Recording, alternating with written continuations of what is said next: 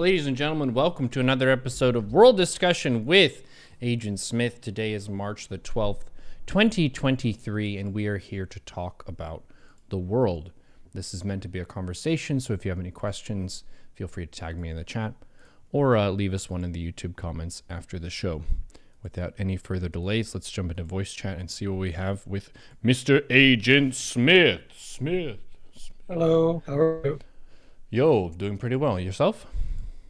Doing okay? Just wrangling some dogs today. Oh yeah, I'm actually house sitting right now. Ah. And the dog is not always very cooperative. Mm-hmm. I had to bribe her with some food. Yep, that's one of the best tactics to use. Come inside. No, I don't want to come inside. I have an incentive for you. All right, let's talk. Is it Very like in a effective. yard setup, or are you taking it for a walk? Oh no, she was just in the backyard. Oh, yeah. Yeah, she's very insistent on staying out there sometimes.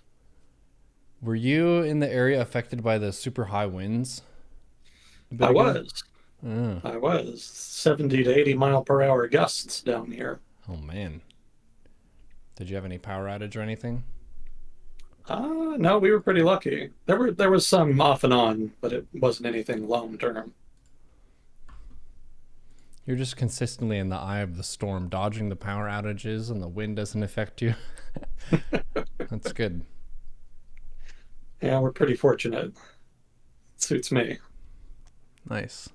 I did turn off my computer just to be safe, though, so I ended up spending most of the 40 some minutes that it took to pass through just kind of outside, keeping an eye on it. Uh-huh. It's quite a bit of rain. Impressive stuff. Yeah. So I sent you a YouTube video. This isn't really a human news item, but a viewer requested that I watch a three-way battle between different types of animals in the wild, and it was actually pretty crazy. Buffalo, lions, and crocodiles all fighting. I sent it to you in Discord. You could Well, watch thank it on you. your own time. Yeah. Pay-per-view viewing. Yeah, pretty awesome. I'll definitely give it a look. Yeah. And then Was there the anything? Go ahead. Yeah, the main thing that chat's buzzing about today is apparently some bank collapsed or something, and everyone's wondering what's going to happen as a result of that. Yeah, it's the biggest banking collapse in the United States since 2008, since Lehman Brothers went under. So Ah. it's kind of a big deal. Mm-hmm. The government did have to step in, and they've taken control of the bank, and they're going to unwind the assets over probably will be over a couple of years. That'll take some time. What does that entail? I mean, in the short term, FDIC should be able to get people some of their money back. Mm-hmm. So if you had money in the bank, then some of it will have been insured according to federal law. But in the longer term, if you have more than is insured by FDIC, then you're going to have to wait around for the bank's assets to be sold off. Mm-hmm. And then you may or may not get some of that money, depending on who gets priority. And it'll take a considerable amount of time to sell off all those assets. It's not like selling a car or a used book. There's only so many people who are willing to buy billion-dollar assets. So it tends to take a while. Hmm. So why did it collapse?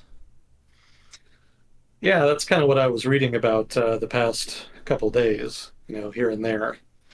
It's still pretty early, so I'm sure there's more thorough reviews that are pending. But from what I was reading, in articles and on Twitter, it probably came down to bad management combined with a relatively risk-seeking business strategy. Hmm. So the bank in question is Silicon Valley Bank, and as the name might imply, it was mostly focused on lending money to startups, especially in the tech sector. Hmm. So it was in a relatively risky space as far as lending goes. It's not like they were lending to people so that they could, buy houses or, something mundane like that. They were going out of their way to try to find high risk, high reward types investments. So it was a decent sized bank, but it was not like a keystone in the economy. So Mm-hmm. it's not like this is going to just totally wreck the U.S. economy for the year or anything. Mm-hmm. There's been some talk about contagion, but that seems pretty unlikely. Again, the people who invested their money in, hang on, yes. So the people who had been investing in SVB were generally, entrepreneurs, small business owners, startup owners, etc. So they're not really representative of most people. So, it's not as though there's going to be a cascade effect Mm-hmm. where other banks, have bank runs. So other people should be okay from what I Mm-hmm. was reading. Again, this is not financial advice. As I've said before, don't invest money based off of what I said. But my reading suggests that there is no broader threat to the economy. This is not like the first domino in some kind of broader financial collapse, or at least it should not be. Rather, this is just one relatively risk seeking actor within the economy running into trouble. So that's basically the short version. The more detailed explanation actually involves how the bank was investing its money. Mm-hmm. So, of course, as a bank, they take deposits and then they lend those deposits out in order to make a profit. But then there's the question of what they do with the money that they don't lend out, right? You do have to keep some of your money sort of in reserve. Mm-hmm. And they put a lot of it into US treasuries, which is not abnormal, but generally, most banks don't put as much as they put into treasuries. So from what I was reading, it was what was it? No, not that. Well, it was a lot. Somewhere in my notes here, uh, but but it was more than is the average. Oh, here it is. Oh no, that's not it either.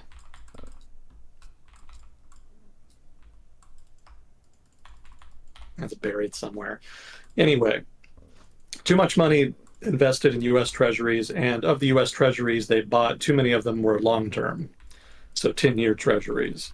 So that's a problem because 10-year Treasuries are more vulnerable to interest rate hikes than shorter term Treasuries. That's what I read. I'm not a finance expert, so take this for what it's worth. I'm just reading this from again articles and Twitter posts, from analysts and other observers. So this is kind of my highlight reel from my reading over the past 2 days.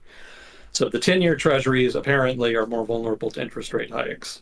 And so they tend to lose value more. So if you have relatively more of your portfolio invested in them, then any potential rate hikes would hit your portfolio disproportionately more than a more balanced investment portfolio.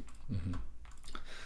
And so that's basically what happened here. They did not, also, they did not sufficiently hedge the risk of interest rate hikes. So, from what I was reading, you can use something called interest rate swaps as a hedge against potential interest rate hikes if you do have, a lot of treasuries in your portfolio. So, this bank apparently had interest rate swaps, but then sold most of them off over the past year or two, which meant that they effectively were not hedging against the risk at the same time that they were disproportionately at risk of interest rate hikes. And of course, interest rate hikes are what happened. The Fed started hiking interest rates in what was it, 2021, late 21 and the early 22.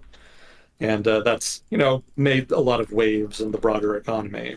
So it seems that this is one of the one of the impacts that interest rates are having. It's really disrupted banks, in particular, risk-taking banks in risky parts of the economy that have not sufficiently balanced their investment portfolio. And so this bank has now effectively gone under partly because of that. I have to say partly because it's not the only reason. They probably would have been okay if not for the bank run. So what happened is that they needed to raise money quickly. They tried to raise money by selling off some of their treasuries, but that ended up not raising as much money as they were expecting, again, because of the interest rate hikes, devaluing them. And so then that caught them short. And then word got out that they were short the money. And then the people who had money in the bank started talking to each other and started saying that maybe now is the good time to get your money out. So that started a bank run where everybody started trying to withdraw their money. And at that point, the bank was just insolvent. Like too many people getting their money out all at the same time left the bank with just no money to work with. And that's when the government stepped in and basically took control of the company and declared that it had failed, which is where you got the articles about, bank fail, the biggest bank failure since 2008 and whatnot. Mm-hmm.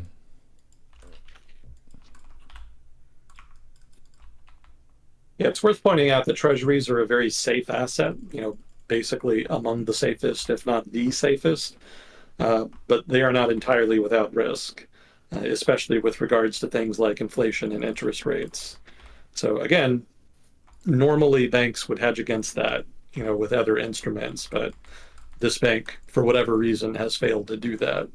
And as a result, they really took a hit when rates kind of went up significantly. I also read that they had a disproportionately large part of their investment portfolio as a percentage of total assets, 50%, which is apparently high. The average for U.S. banks is 24%. And of the money in the investment portfolio, 78% was in mortgage-backed securities, which is also relatively high. Citibank and J.P. Morgan generally have around 30% by comparison. I found another guy who was saying that the company actually has pretty strong fundamentals. They've been growing pretty strongly. So the issue was not really lack of deposits. The business model was working. They were attracting a lot of money and whatnot. But part of the problem, according to this guy, again, this is speculation at this point, but his theory is that the company was growing too quickly for them to really smartly invest their money. Basically, they were just getting so much new money in via investments and deposits that it kind of overwhelmed their ability to find places to put it, which may partly explain why they just had so much money in treasuries, which is kind of a default safe investment.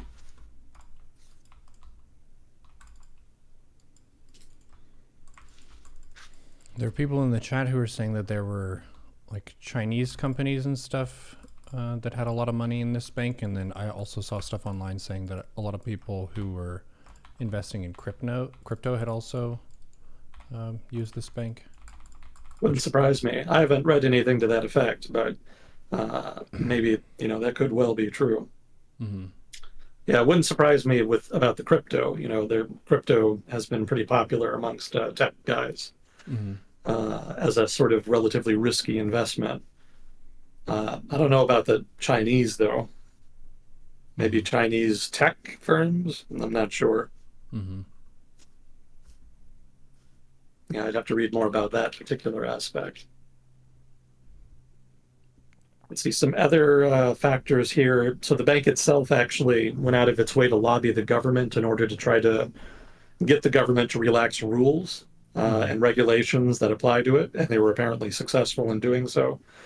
Specifically, they wanted the normal restrictions and disclosure requirements that apply to banks to be waived for banks that have less than $250 billion in capital. And apparently, even the company CEO was involved in the lobbying effort. So part of the reason they were able to kind of get away, sort of, with having such a weird investment portfolio is because they didn't have to disclose as much information about it as a normal bank would. And that had to do with that deregulation.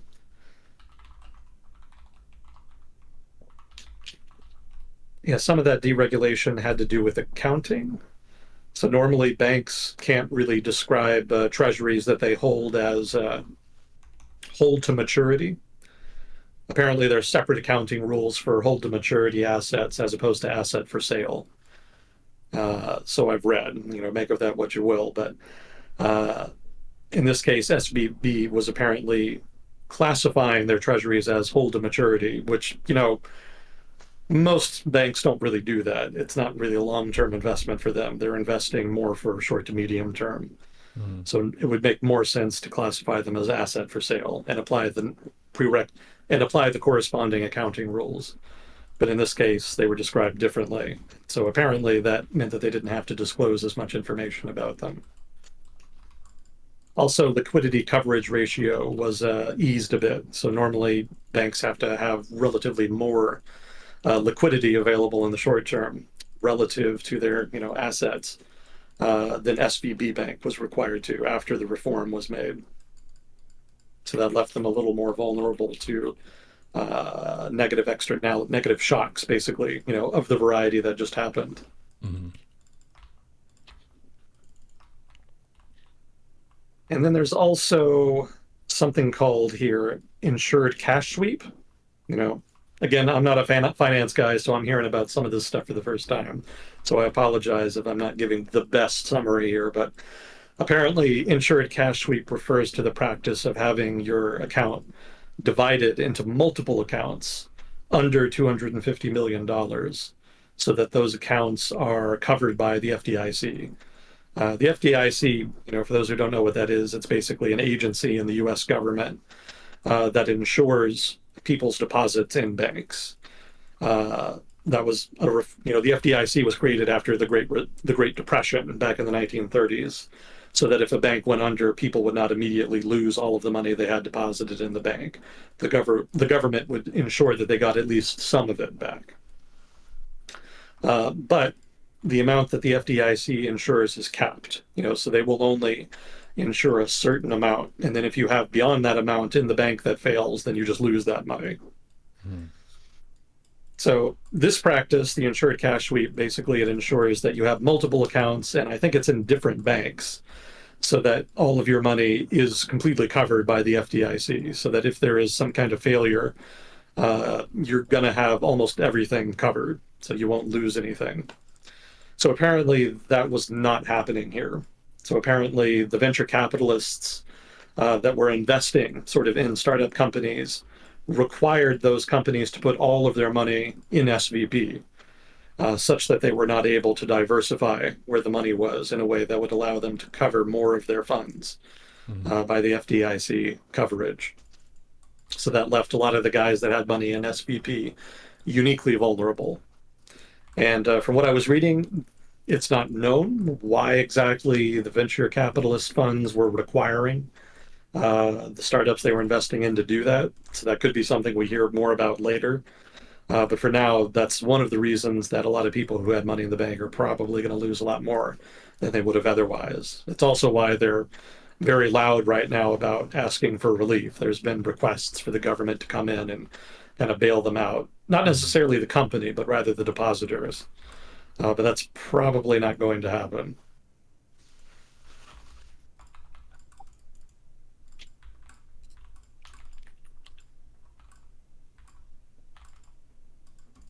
Yeah, as a side note here, there was one guy who was apparently a depositor at the bank. He had his own tech company, a small one.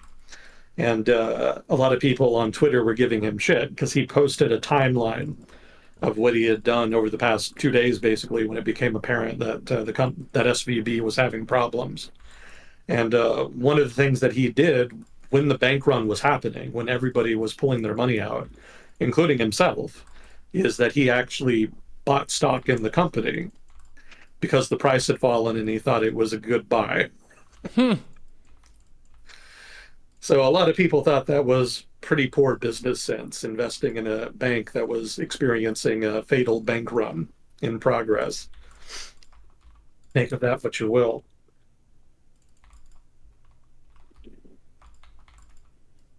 Let's see, in some trivia, it was the 16th largest bank in the US. It focused on lending to early stage businesses. It served nearly half of US venture backed technology and healthcare companies that listed on stock markets last year. And it's not just the US that's going to be affected. Even the British government has been talking about trying to provide relief for some British tech firms that are in strategic parts of the economy. Yeah, the broader ramifications, I'm not sure about. I haven't read as much about that. I've read more about the causes of the bank run and specifically why the bank is failing. But there could be broader ramifications in the small and medium-sized enterprise part of the economy, since they seem to be disproportionately vulnerable here.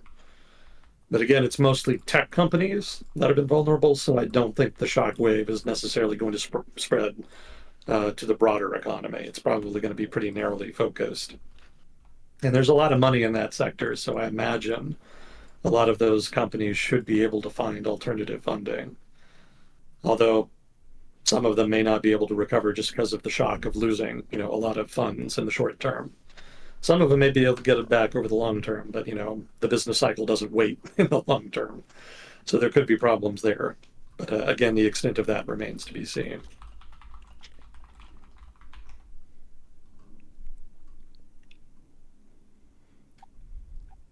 Yeah, now might be a good time for the usual disclaimer. I'm not, unfortunately, an expert in everything I talk about. So if I ever say anything wrong, stupid, or biased, please do let me know.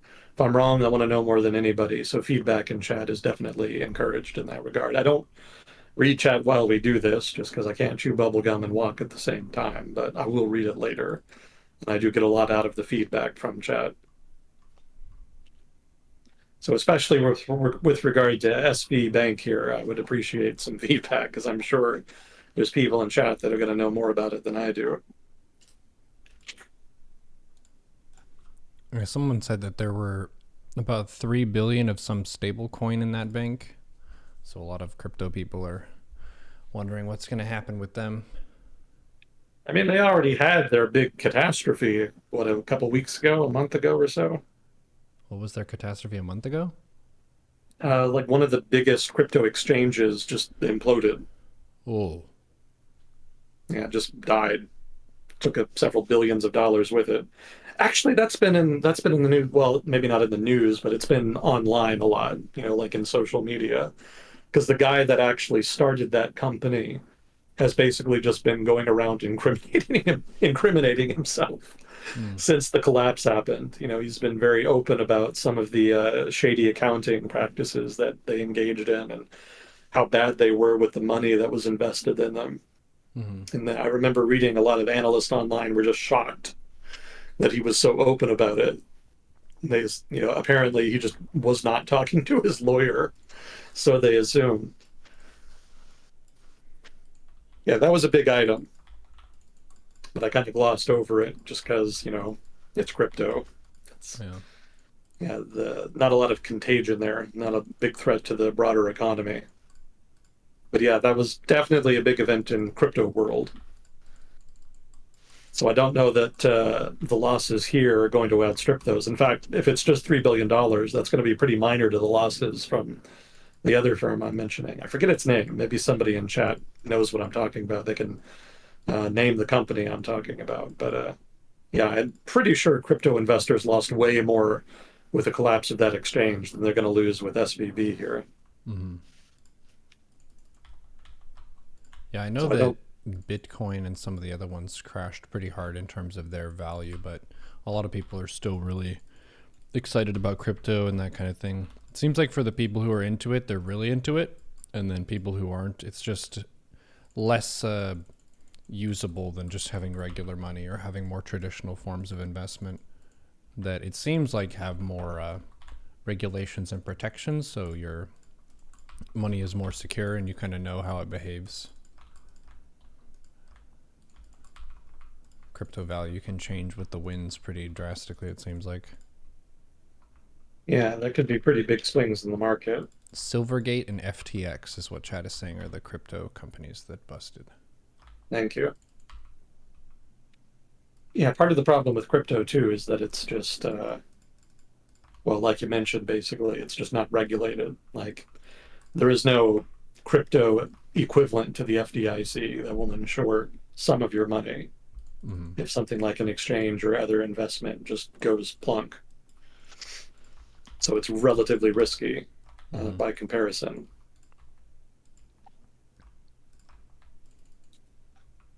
But yeah, it's been a big event.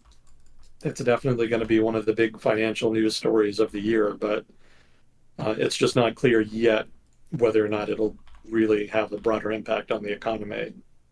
And I really doubt it given what I've read thus far. So, not too big a deal in the grand scheme of things, but definitely some short term drama here. Mm-hmm.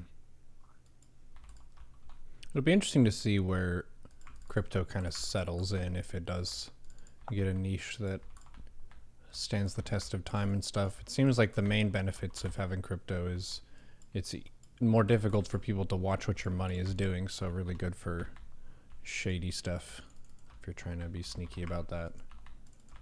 But for your regular person, you can't really spend crypto at the store when you want to buy stuff, at least not at the places I've seen.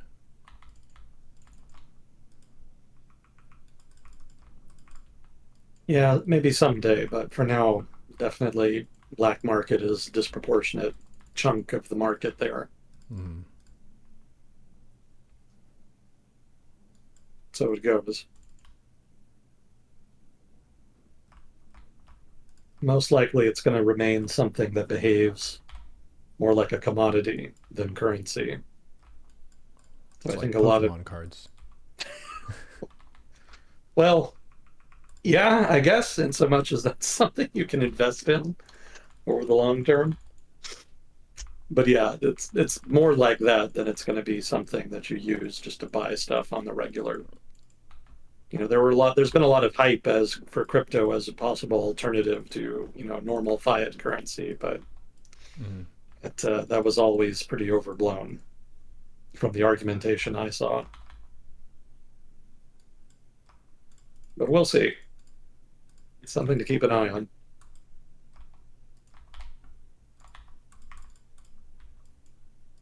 Well, was there any other excitement you wanted to get to? Mm. I don't know if there's anything else that really caught my eye.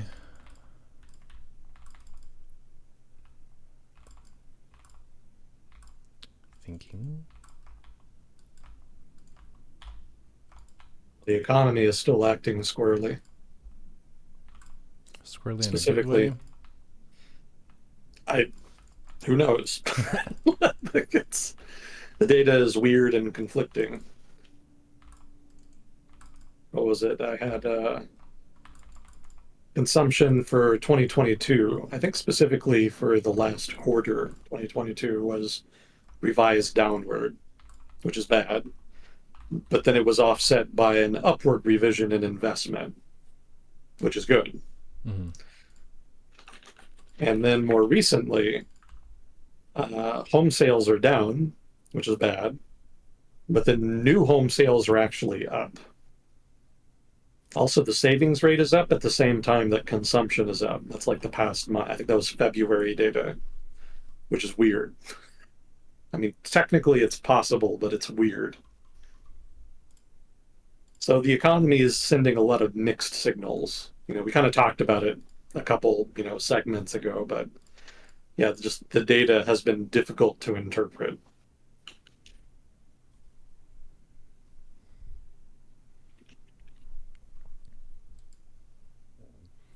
Oh, speaking of economies and stuff, I don't know if you checked your PayPal, but on Thursday last week, one of our moderators and viewers, Colt, was throwing down support, and you got $200 toward your future PC fund.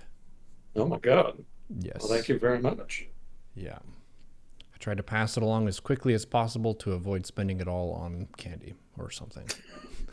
Well, that's much appreciated. Thank you. What was it, Colt? Colt, yeah. Colt. Thank you, Colt.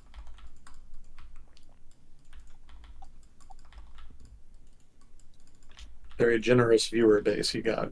Mm-hmm.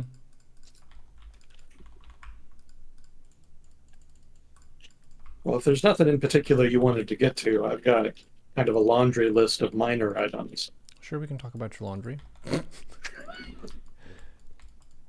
Well, before we get to that, though, there's also Israel, which we've kind of touched on intermittently. We haven't really talked about it in much depth, but that's definitely getting to be a thing now. Have you seen that in the news recently? I don't think so.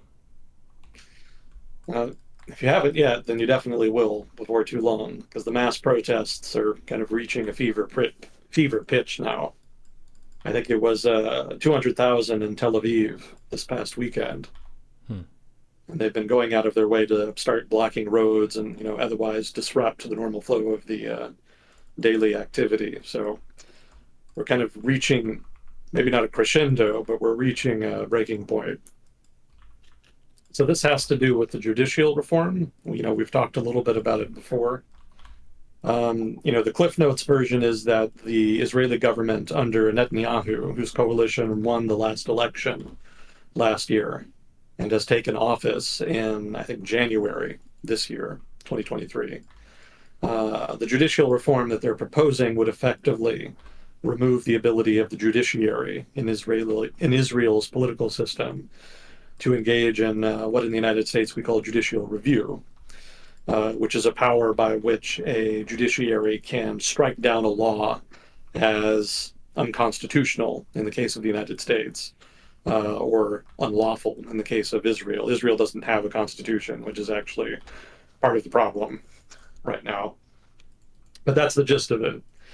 The law that is being proposed would actually allow for the Israeli government to overturn any judicial action that would strike down a law as unlawful with a mere majority vote.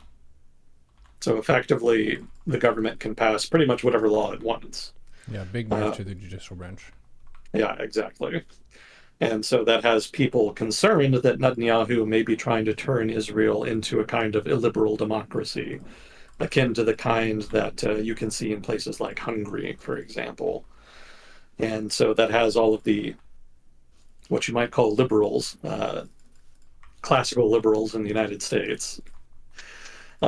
People who are concerned about the health of political institutions in Israel are very much against this and have come out in force to protest against it. Mm-hmm. So that's the short version. There's kind of more to it than that.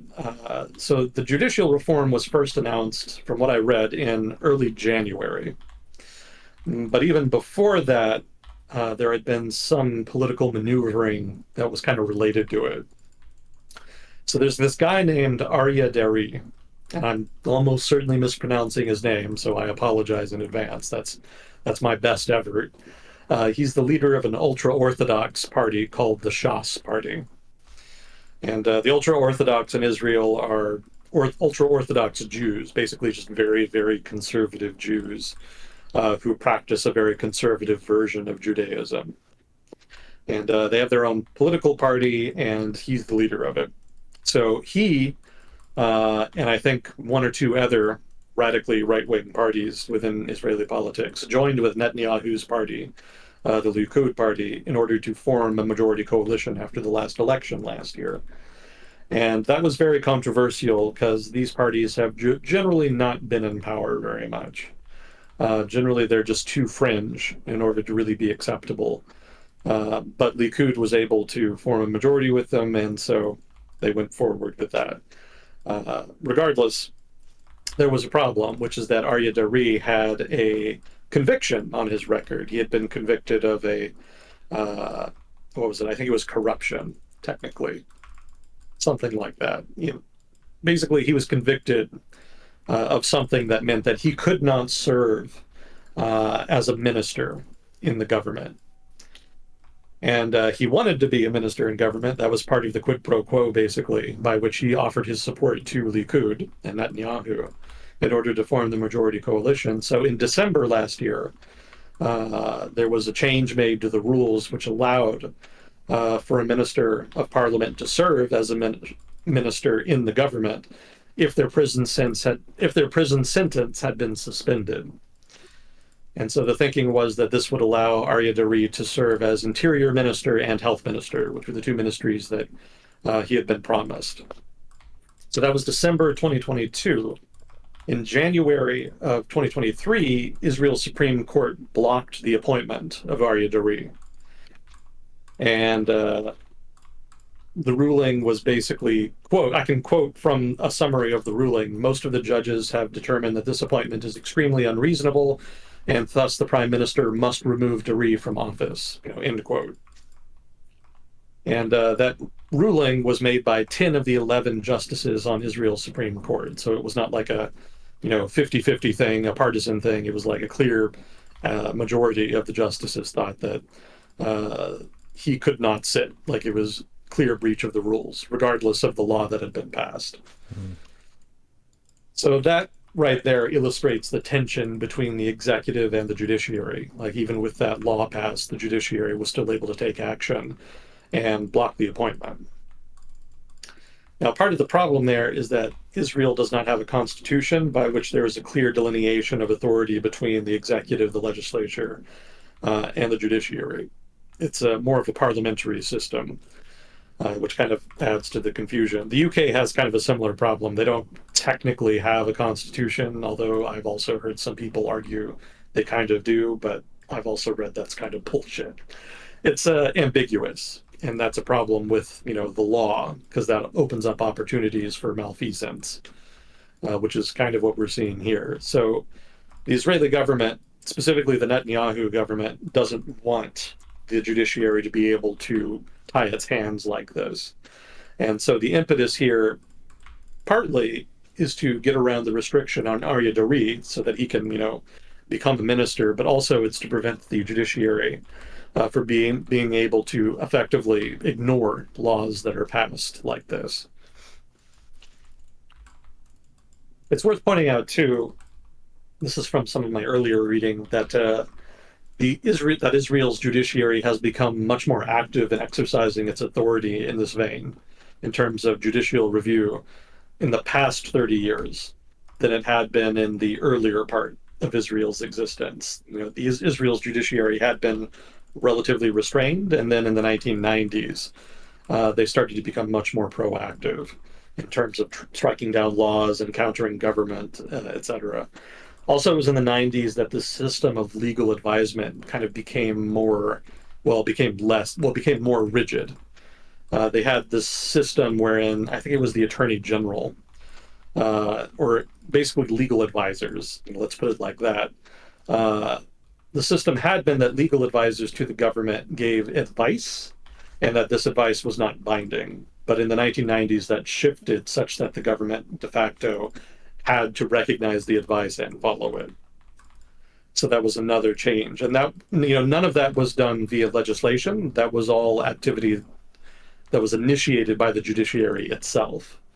And so this is where the Netanyahu argument comes from, that the judiciary basically seized this authority in an undemocratic way, and that it has to be reined in order to prevent it from stopping the public's will from being exercised through elections and through the legislature, which basically populates the executive. Again, the legislature and executive in a parliamentary system are kind of sort of the same thing, effectively. Again, Cliff Notes version there. So some other factors here for why Netanyahu's coalition is pushing for this reform, beyond trying to rein in the judiciary and beyond trying to, get this ally, his seat in the executive. There's also just some long-running disputes that right-wing parties have had with the judiciary. The ultra-Orthodox, for their part, want exemptions for ultra-Orthodox Jews. Israel has conscription, so basically everybody has to serve in the military for a certain period of time. I think it's when they turn 18. Somebody in chat can correct me if I'm wrong on that. But historically, there had been exemptions for ultra-Orthodox Jews in Israel, so that they could study and whatnot. But the judiciary actually struck that down. I think it was in the aughts at some point. I don't quite remember exactly. But ever since then, the far right in Israel has been very much after the judiciary to reverse that, because they don't think that ultra-Orthodox Jews, especially seminary students in particular, should be forced to serve in the Israeli military as part of their mandatory service. Mm. There's also nationalists. Basically, these are the guys that lead the settler parties. They want to try to prevent the judiciary. Well, they want to take power away from the judiciary in order to mitigate the likelihood that the judiciary tries to stop them from, basically just doing what they want, whatever they want in the settlements, and specifically in Palestinian territories. As is, they get away with a lot, but the judiciary does tie their hands a little bit. but they're looking to try to remove what restrictions there are so that they can have a much broader authority in Palestinian territories. And then as for Likud itself, which is more of a center-right party, uh, their issue is more ideological from what I read. They just kind of don't like the fact that the judiciary tends to have more of a center-left lean in Israel. Mm-hmm. So for them, that's kind of enough. So there's a lot of political background here behind just the temporary events that have happened in the past couple months. There's also just a long-running anti-judiciary bias in certain right-wing parties in Israel, specifically the settler parties and the ultra-Orthodox parties.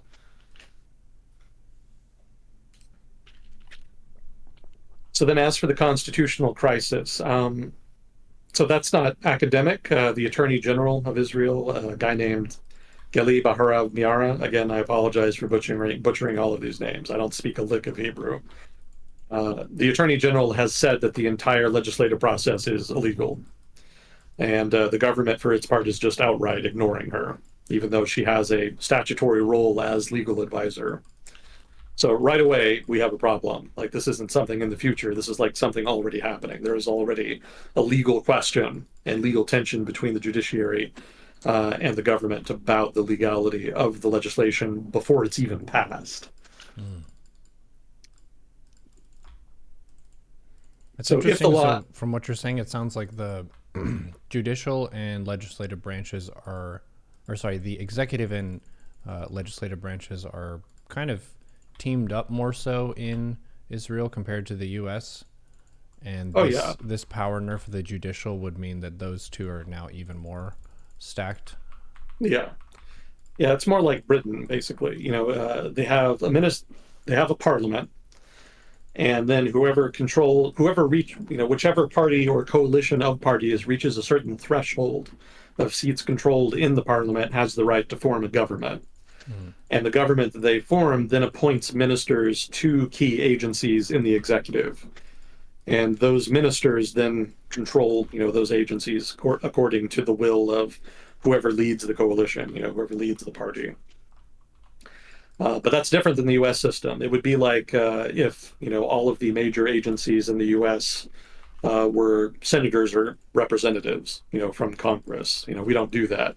Instead, the people that had agencies in the U.S. are all just appointees selected by the president. Mm. So in that sense, they're separate, totally separate. The president has his people in charge, and then the Congress is a separate body with its own separate powers. In a parliamentary system like in the UK or Israel, uh, the actual legislators, the ministers of parliament, are the ones that move into the executive and take control of it once a government is formed. Oh So yeah, if you that's going to have be a lot more immediate power and exactly, influence. Yeah. exactly. So whoever wins the majority in the legislature immediately has control of the executive. So it's relatively rare to have divided government in a parliamentary system where the executive is controlled by a different group than the group that controls parliament Mm-hmm. or the legislature. That's pretty common in the United States, and that makes it very difficult to get anything done. But then the upside is that whatever does get done gets done because of compromise and generally reflects some kind of consensus. In a parliamentary system, by contrast, much easier to get things done, which makes it easier to try to address long running problems and to take dramatic action where necessary. But then the downside uh, is that there's relatively fewer checks on power. If the government does not decide to do something that is very unpopular with a large segment of the population, or does something that's just explicitly illegal. So there's just fewer barriers there with that approach. And that's basically the crux of the crisis in Israel right now. Like, the lack of barriers outlined in law makes it very easy for a government to just seize broader power, which is effectively what Netanyahu's government is doing right now. Once the judiciary is reined in, they'll be able to do a lot, pretty much whatever they want. They'll be able to overturn any judicial resistance with just a majority legislative vote. Mm-hmm. Uh, and It's especially questionable because the legislature only because it's only a majority vote to overturn judicial resistance. So it's only like a one vote majority, basically, that you need. Mhm. And that's telling because the majority that they hold in the legislature is pretty narrow. They were able to win a majority, but not by much. I mean, Israel has had a bunch of elections over the past couple of years, and it's been very hard for anybody to get enough seats to get a majority. Effectively, they've just had to start new elections over and over again because nobody could form a majority. So Netanyahu's coalition was just barely able to eke out a majority, but that in no way reflects like any kind of supermajority. Again, it's just a minor majority, but they're arguing that that should be enough. That slim majority should be enough to overturn any kind of judicial decision and give them significant power. If you want a government to wield significant power, it really should be a government that has a very large amount of public support. Having like 51% public support is not really enough to do to take a lot of power and wield a lot of power without significant resistance from large segments of the public. That's virtually guaranteed to incur a lot of political unrest. And that's what we're seeing in Israel right now. This government definitely has majority support, but it's not a huge enough majority that they can just do whatever they want. And the pushback has been dramatic accordingly.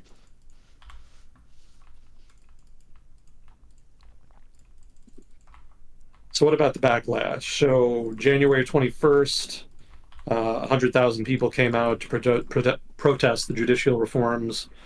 March 10th, roads were blocked all over the country to the point where Netanyahu had to be airlifted to the airport so that he could make a scheduled trip abroad.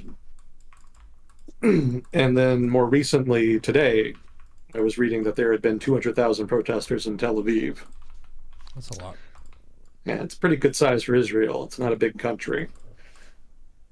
And one notable episode there was what was it, the chief of police in Tel Aviv, Amichai Ashed, walked, through the city, not necessarily in solidarity with the protests, but everybody kind of inferred that, he was basically walking with them.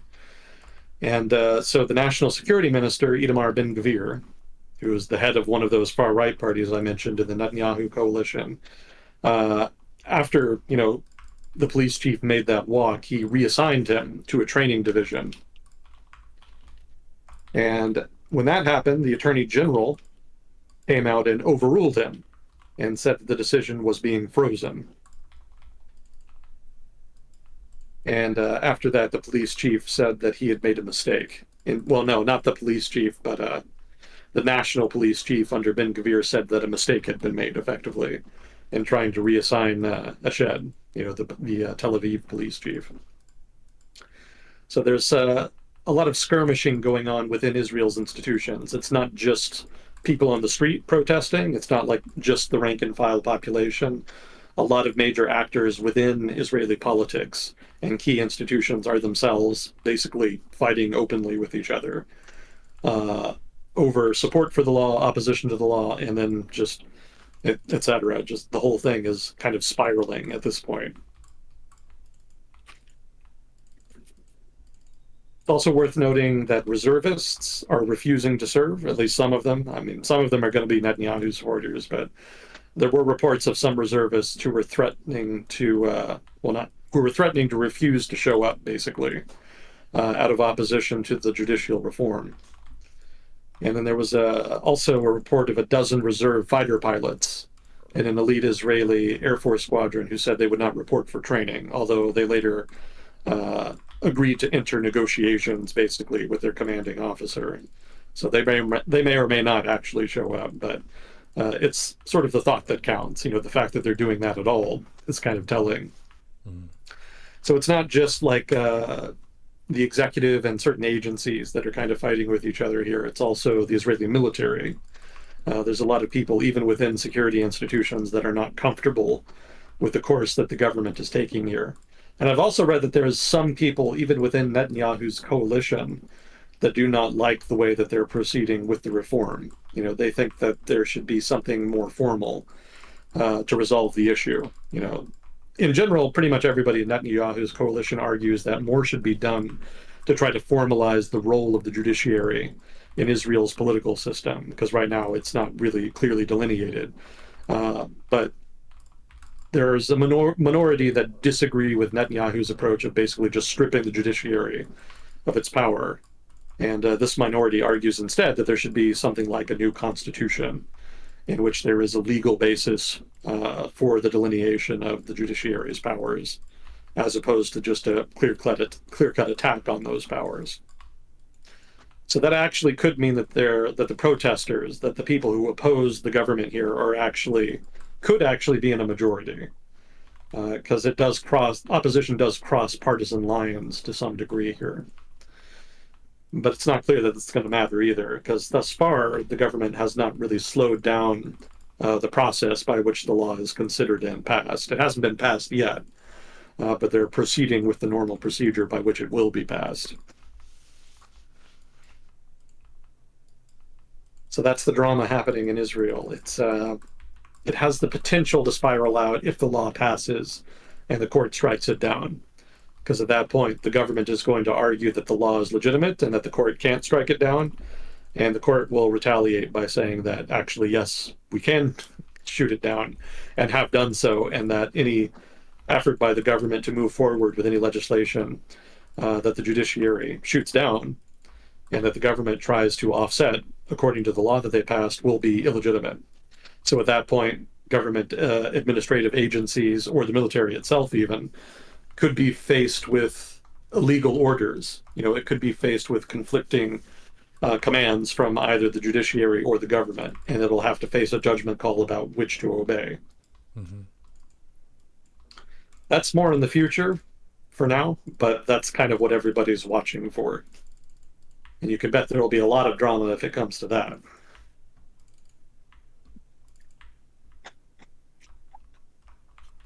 So we'll see. Something to keep an eye on. Interesting times in Israel. So that's one aspect of activity in Israel. That's one set of events. But there's actually also escalating violence in Israel and Palestine. And that this has actually been the other big story in the region, which is kind of happening in parallel to the judicial reform drama. And for now, violence has not escalated to like an endemic level, but it seems on track to do so, because over the past couple months, it's just been escalating. So it's not really clear exactly when it started, but the first item I had in my notes here was when Islamic Jihad, rather, one of the quote-unquote resistance groups in Palestine, fired some rockets in retaliation to the assassination of their leader. And that led to Israel, in turn, retaliating with airstrikes. And I think the Gaza Strip is where they're located.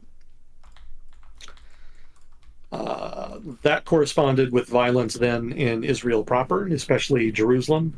I think specifically East Jerusalem, which still has a lot of Palestinians living in it. And, protests, unrest, etc. And that's led in turn to an increased incidence of Israeli raids, specifically in Palestinian territories. So January 26th, there was a raid in Jenin, and 9 Palestinians, both militants and civilians, were killed. And the Islamic Jihad, again, the resistance group in Gaza Strip, retaliated to that by firing rockets into Israel from Gaza, which, again, Israel responded to with airstrikes. January 27th, there was a shooting at a synagogue in East Jerusalem. Several people were killed, several injured. Let's see. And then there was another shooting as well, also at a synagogue, I think around the same time. I think it may be a day before. I think the one on the 27th was controversial specifically because it happened on Holocaust Memorial Day. So there was a lot of angst over that in Israel. And then in January 28th, there was another shooting in Jerusalem, and this one, a 13-year-old Palestinian boy was behind the shooting.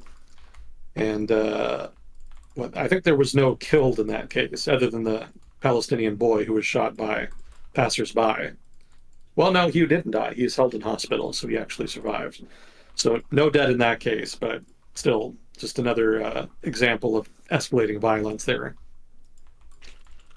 And then what was it? Late February 2023. I didn't have the specific date for this. There was two settlers from a village near to Jericho. This is in Palestinian territories. They were shot dead by a Palestinian on Sunday. They'd been driving basically through a village called Hawara when a Palestinian guy rammed their car and then got out and shot them dead. Damn. So the retaliation to that was that nearby settlers rioted. And, well, not in their own town. They went to surrounding Palestinian villages and rioted there and burned a bunch of buildings and cars and stuff. There's a lot of damage done in that case. And then after that, there was an Israeli American named Alon Ganales, 26 years old, who was killed in an attack on vehicles on a highway near near the city of Jericho. And in that case, what? Oh, later on, the IDF said that their vehicles were fired upon. So this is the retaliation basically for the settler mob attacking the village near Jericho. The Israeli American guy was killed. The IDF had some of their vehicles fired upon, and then there was an exchange of fire with local police as well. And then, what was it, February 26th, there was a raid on Nablus, again, Palestinian territory. The Israelis were looking for three people suspected to have been involved in the shooting of an Israeli policeman. When they made the raid, they came under fire by people in the building itself. And at the same time, people just in the area started also throwing rocks at them, civilians, children, etc.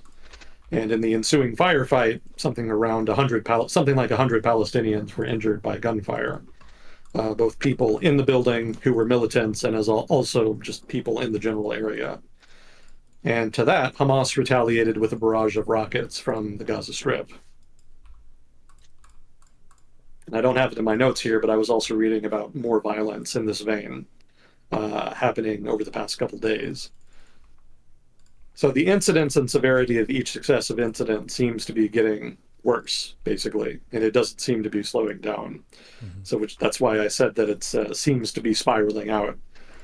And it's not clear where this ends. And whenever I've heard experts talk about this, on the radio or in articles, they all say that they're extremely pessimistic about prospects for this ending anytime soon. Just the general consensus seems to be that there's no real way out at this point and that it's just going to keep getting worse.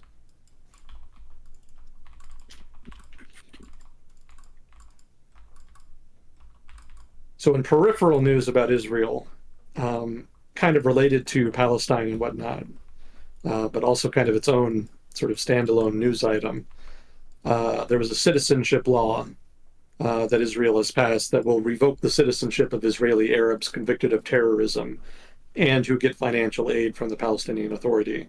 It's normal for the Palestinian Authority or for, resistance groups of one kind or another in Palestine to basically send money to the families of people they consider martyrs, people who die in terror attacks or who otherwise die committing violence against Israelis.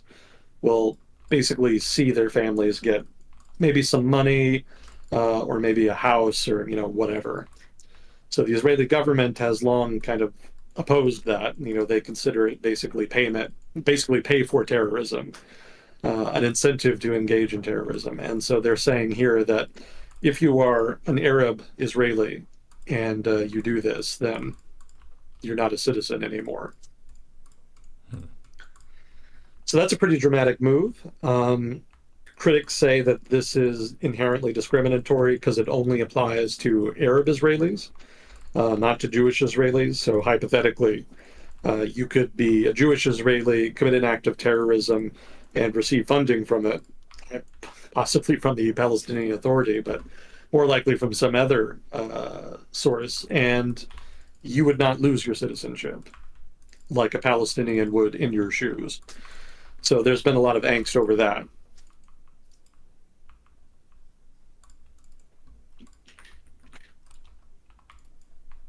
Let's see. It's also worth mentioning here because there's Palestinian residents in East Jerusalem that could be stripped of their residency rights under the law.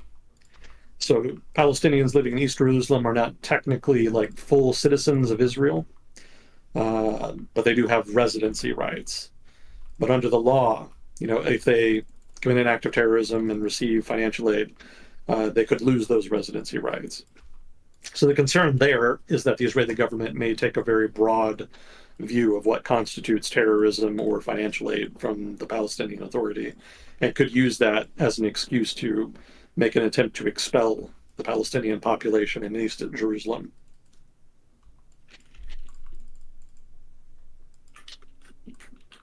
And then in other news, partly because of all the drama, the United States reached out to the Israeli government and tried to get them to tone it down a little bit. And so the result of that effort was that the Israeli government did announce a pause in the building of new settlements in the occupied West Bank for the quote unquote coming months. So again, that's an effort to just try to reduce tension and try to de-escalate the situation there in Palestine between the Israelis and some of the people there. Probably won't work. That's, relatively low-hanging fruit because again, they're just going to start constructing again, after a couple months. So it's obvious to anybody and everybody that this is just a temporary measure and not any kind of real effort to reach a sort of broader agreement on the issue of settlements. But yeah, a considerable amount of drama in Israel over the past couple months. And it looks like we're set to get more, both in terms of violence between Palestinians and Israelis, as well as possibly between Israelis and other Israelis, depending on how the mass protests and the judicial reform shake out. So it's not the best timing. The Middle East is kind of eventful right now. It would definitely be better for them to kind of all be on the same page, but that's not happening. So I don't know that this is necessarily going to impact Israel's foreign policy too much. I think there's a pretty broad consensus in Israel that having a strong foreign policy, especially vis-a-vis Iran, is necessary and desirable. So it may be that the military is kind of siloed off from all of this drama and continues to do its own thing. Like airstrikes in Syria against Iranian targets, etc. Rapprochement with the Saudis, that kind of thing, will probably continue on relatively unabated. But the military will definitely get wrapped up in it in the actual occupied territories. There's no getting around that. So we'll see what comes of that. But as far as broader ramifications for the region, I don't know that it'll necessarily be all that much, even as the drama reaches a crescendo. So we'll see. That's definitely one of the hotter news stories right now. Yeah, it's interesting that Netanyahu still has a lot of control in Israel. We've been talking about him basically as long as we've been doing the segment. Yeah. Yeah, he was originally prime minister in the 1990s. Huh. And then he lost. And he was out of power for a couple years, and then he came back around like 2007 or so, something around there. Mm-hmm. It's basically after Ariel Sharon's stroke, which basically knocked him out of power effectively. And after that, Netanyahu came to the fore, and he was able to basically make the Likud party his own personal vehicle for power, where before it had been a center-right party with a broader base. But in time, it just became very personalistic. It just became Netanyahu's personal party, effectively. Mm-hmm. So since then, that's been the track that he's been on. He's basically just governed Israel as his personal fiefdom. The He was king briefly of out. Israel. Huh? Go ahead. The king of Israel. Yeah, that's what some of his critics call him. He was briefly out of power for a year when the opposition was able to create a really motley coalition. I think in 2021 through 22. But that was never realistically going to last. And eventually it imploded, and there was a new election, and Netanyahu came back. Mm. So he definitely has staying power. Uh, but his style of governance has become increasingly self-serving over time. Originally he was more of an ideas guy. He was hawkish. Wanted a stronger approach to neighboring rivals. Wanted to go hard on the Palestinians and the Saleh, etc. Uh, but in the past, 5 years in particular, his politics have become very much about staying out of jail, staying in power for the sake of staying in power. Like it's not really clear what he's doing that a potential successor would not be able to do, or what another party wouldn't be able to do. So his sales pitch now is very much that he's the only one that can protect Israel, which was not the case like 10, 15 years ago. Back in the day, he had an actual campaign platform. Mm. That's not the case anymore.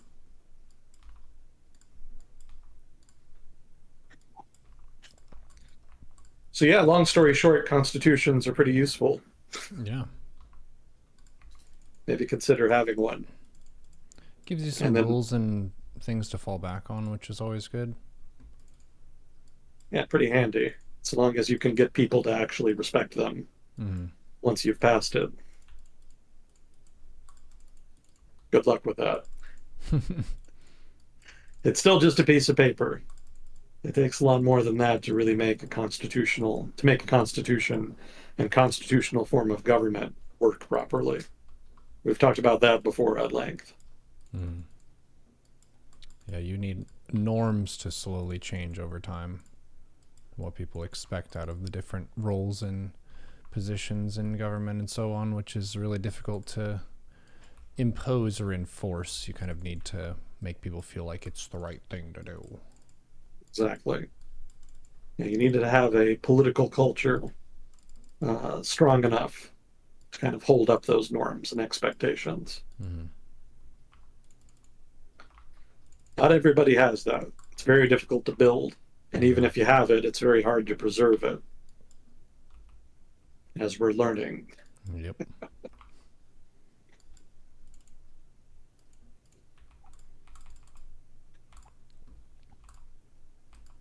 Well, what else did we want? Big stuff in Israel. Stay safe, everyone who's there.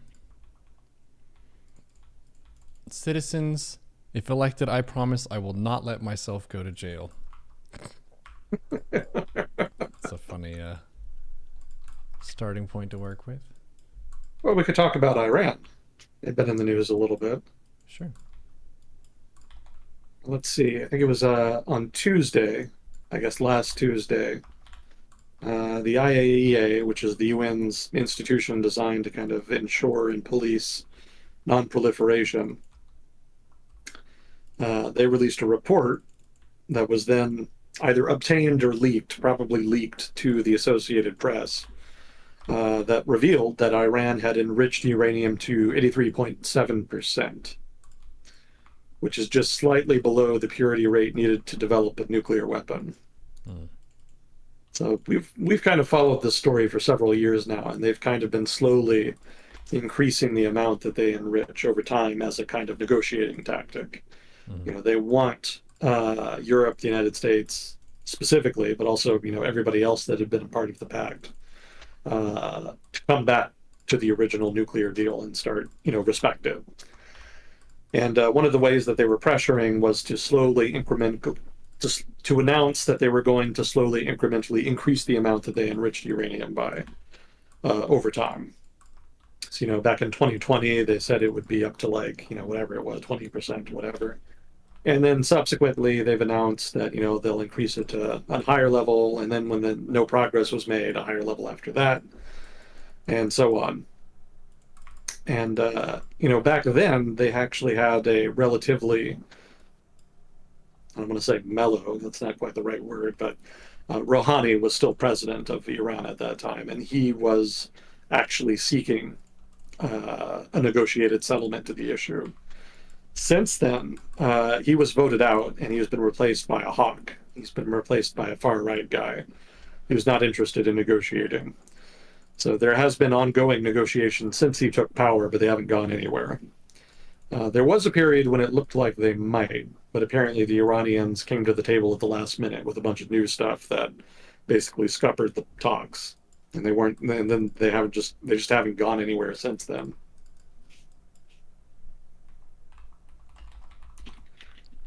Let's see. So as part of that, because they've enriched uranium to that level, the breakout time, that is to say, the time that it would take for them to go from enriching uranium fully, that is to say, at the percentage that would be necessary to build a nuclear weapon, the time from doing that to building a nuclear weapon outright is about 12 months. No, it's been shortened from 12 months to about 12 days. So very short. Now, that said, that's developing a nuclear weapon. Actually building one, actually manufacturing a warhead for a missile would still take another 1 to 2 years after that. So there would still be a pretty significant amount of time to take some kind of action, if things did reach that point. But for now, they have not actually made the breakout. They're not sprinting to fully develop a nuclear weapon. They're still developing the uranium to do so. But it would not take them very long to get there, basically, is the takeaway. Mm-hmm. Now, it's worth mentioning that the Iranian government itself says that the report and the evidence that they've enriched to that level is basically spurious. They say that only trace amounts were found at the site. I think specifically it was the Fordo site, and that it's not actually proof that they've been enriching uranium to that level. But the IAEA obviously disagrees. So I'm inclined to trust the IAEA over the Iranian government on the matter. So probably they have been enriching uranium further. So if they actually do go for a breakout, we'll probably hear about it. The CIA and the Shin Bet, the Israeli intelligence agency, they keep pretty close tabs on the Iranian nuclear program for obvious reasons. So if the Iranian government does decide to make a play for nuclear weapons, there's probably going to be a pretty significant response from the Israeli government, certainly, if not also the US government. I don't know what that response would necessarily look like. There's a lot of different things they could do short of outright war. But certainly airstrikes are probably one of the main tools there. They wouldn't be able to completely destroy the program, but they could significantly disrupt it. And they would probably continue to do so until the Iranian government agreed to some kind of negotiated settlement. No idea what it would look like. And if the North Korea's example is any indication, it would probably be very difficult to get Tehran to the table after they actually develop nuclear weapons. So the Iranians may just try to keep developing nuclear weapons, even as the Israelis and the United States attack them, directly, which would be weird, but welcome to the 2020s. Chad is asking if they completed a weapon in a year, would they really use it? Yeah, that's a tricky question because, one nuclear weapon only gets you so far. That's definitely a threat, but Iran has relatively limited capabilities as far as delivering nuclear weapons. They've been trying over the past 20 years to develop missiles that could be used as delivery vehicles in parallel to the nuclear program.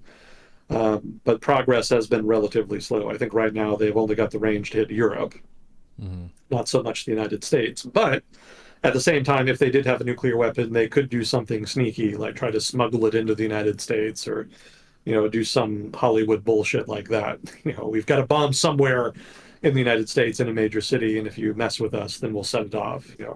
Hypothetically, that would be possible. So that could give the Iranian nuclear weapons some deterrent value in excess of what they might just have if they just tried to threaten the West with nuclear missiles.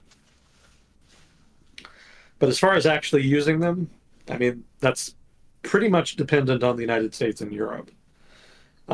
If the Iranians tried to use them first in order to try to threaten the West into doing this, that, or the other, I don't think they would use it in that case. I think that would be a bluff.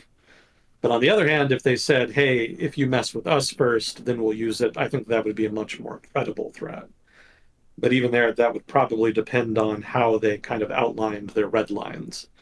If they draw the red lines way out, if they say, hey, if you keep supporting Israel in their occupation of Palestine, or if you keep striking the IRGC in Syria, then we'll retaliate with nuclear weapons. That's probably not so credible. Mm-hmm.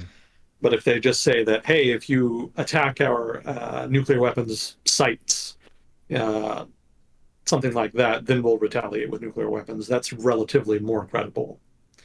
But the issue there, though, is that if they actually did retaliate with nuclear weapons, they would not have very many to retaliate with. Presumably, they would attack U.S. military bases in the Gulf. So immediately, that would mean drawing in Gulf states, which is not great for them. That basically just expands the conflict. But also, after they after they expend their nuclear inventory, hitting a couple U.S. military bases, like, then what? Like, where do you go from there? Like, at that point, you're basically just at war with the United States of America and Israel and the Gulf states. Mm-hmm. And Iran does not really have a strong base from which to wage that kind of conflict. Certainly, they can shut off basically the Persian Gulf and significantly inhibit the flow of oil. That'll have a pretty dramatic effect on the global economy. But how long can they keep that up? Mm-hmm. Like eventually, U.S. Marines are going to be sent in probably to the Iranian coast to try to open up the straits again. And at that point, probably the global economic damage could be mitigated. Although then you have the problem of having a land war in Asia, which of course the United States does not have a great track record of. Mm-hmm. But it's exactly that reason that I don't think the United States would ever actually invade Iran. Probably we would just try to do as much damage from afar as possible. So that would mean hitting them from the air, obviously, uh, trying to hit key political targets, maybe hitting key economic targets as well, up to and including the power grid. That's not going to be a great look, given that the Russians are trying to do the same thing in Ukraine, but I don't think the United States would be above it, given the stakes in this case. And then there would probably be raiding on the coast, I would guess. Not a full-fledged like invasion, like landing troops D-Day style and then pushing inland. Rather, they would probably just take ground here and there in strategic positions, maybe try to defend it if they thought that they had an advantage, but more likely just moving in, wrecking military facilities along the coast, and then withdrawing. We don't have to take the coast. We just have to destroy the Iranian military's ability to project force from the coast. So anti-ship missiles, aircraft, naval assets, like ships and especially patrol boats. If you can destroy the facilities necessary to facilitate those assets, then you can significantly inhibit the Iranians' ability to shut off the flow of oil through the Persian Gulf. So that's much more feasible than just like outright overthrowing the government. So that's probably what retaliation would look like. Significant economic damage in the short run, probably inhibited in the medium to long run. The nuclear strikes would do a lot of damage, that's for sure. But, again, after that, the response would be dramatic. Nuclear weapons would be a significant escalation. And it's entirely possible that the United States would respond with tactical nuclear weapons of its own. And I'm pretty sure we have a few thousand more than Iran would have in the event of a conflict in the near future. But that's the near future. It's also possible Iran successfully develops nuclear weapons and is able to build up a decent sized arsenal. That would probably be more something that could happen in the medium term. I find it difficult to imagine the United States and Israel allowing that to happen. They would probably take action much earlier, specifically to prevent a confrontation with Iran that would involve Iran having, large amounts of nuclear weapons. But hypothetically, let's say that Iran did develop a relatively large arsenal. In that case, they would have significant deterrent power. And the threats that they would make would be much, much more credible. Because at that point, they could credibly threaten to engage the United States in a regional nuclear war on a relatively equal footing, to a degree that they would not be able to do if they just had like one or two nuclear weapons. So basically, in the short run, even if they did develop nuclear weapons, the questioner is right that their deterrent value would be less. But that would just be a short-term thing. Like they're going to build up the arsenal much more to the point where that credibility, well, where the credibility of the deterrent would be much higher. And it's specifically for that reason that the United States and Israel would probably act dramatically in the short term when the deterrent value was much lower of the potential Iranian nuclear arsenal.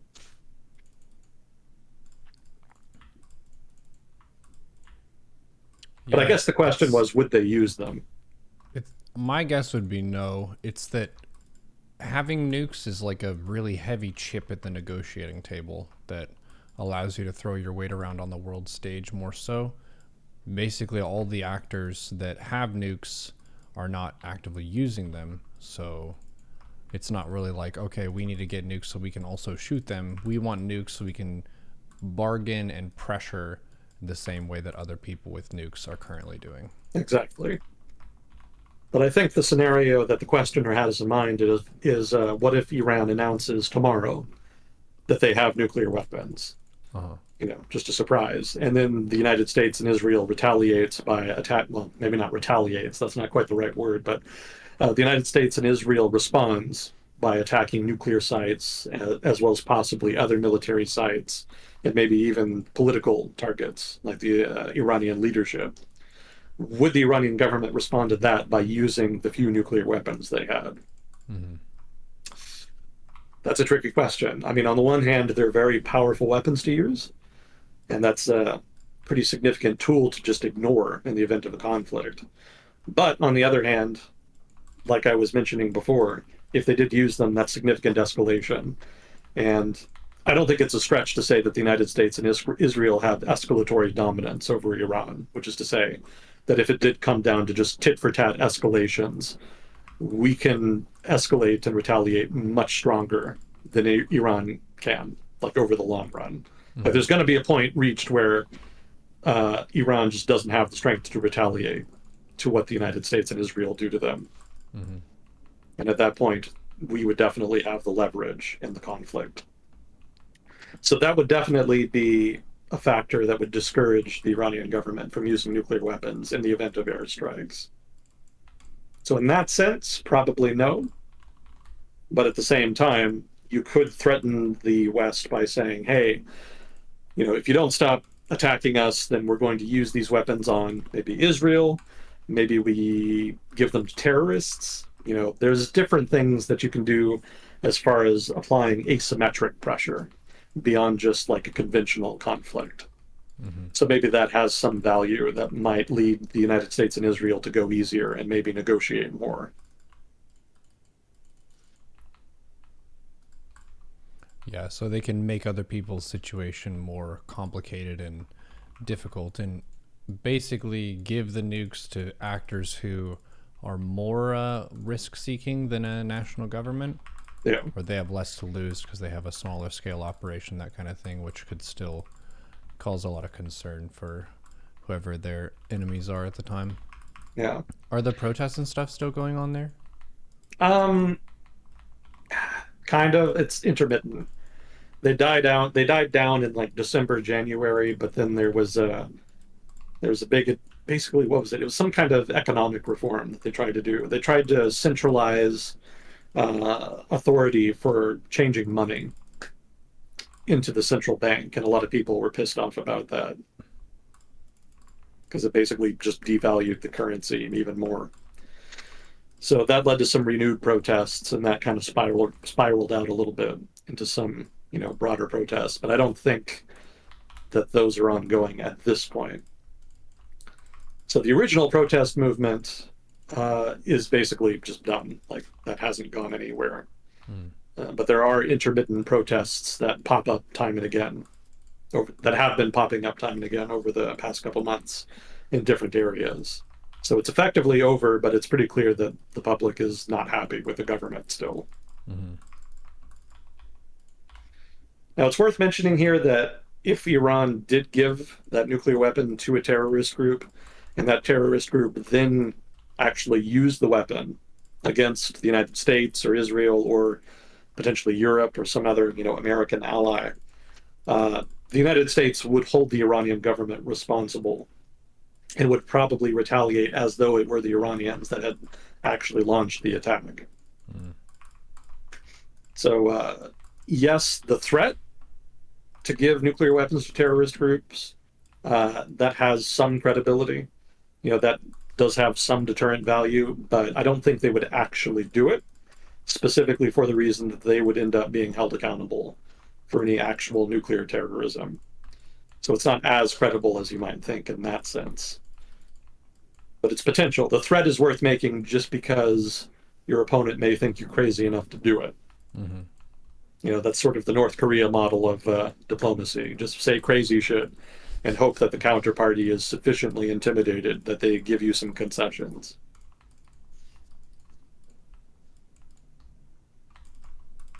But again, that's just about trying to apply asymmetric pressure. The United States and Israel have more leverage just in terms of the conventional firepower that they can bring to bear. And so that means that Iran rather would have to resort to some kind of asymmetrical response in order to try to negate that somehow. Overall, their position is not that strong. Like, they could, if they wanted to, push for nuclear weapons and probably get them. But then they would be in some kind of conflict with the US and Israel. And they could weather that, but it would do so much damage that it would almost not be worth it. The only way it would make sense to really just sprint for nuclear weapons and keep them and try to tank a conflict with the US is if they thought that the US response would be relatively mild.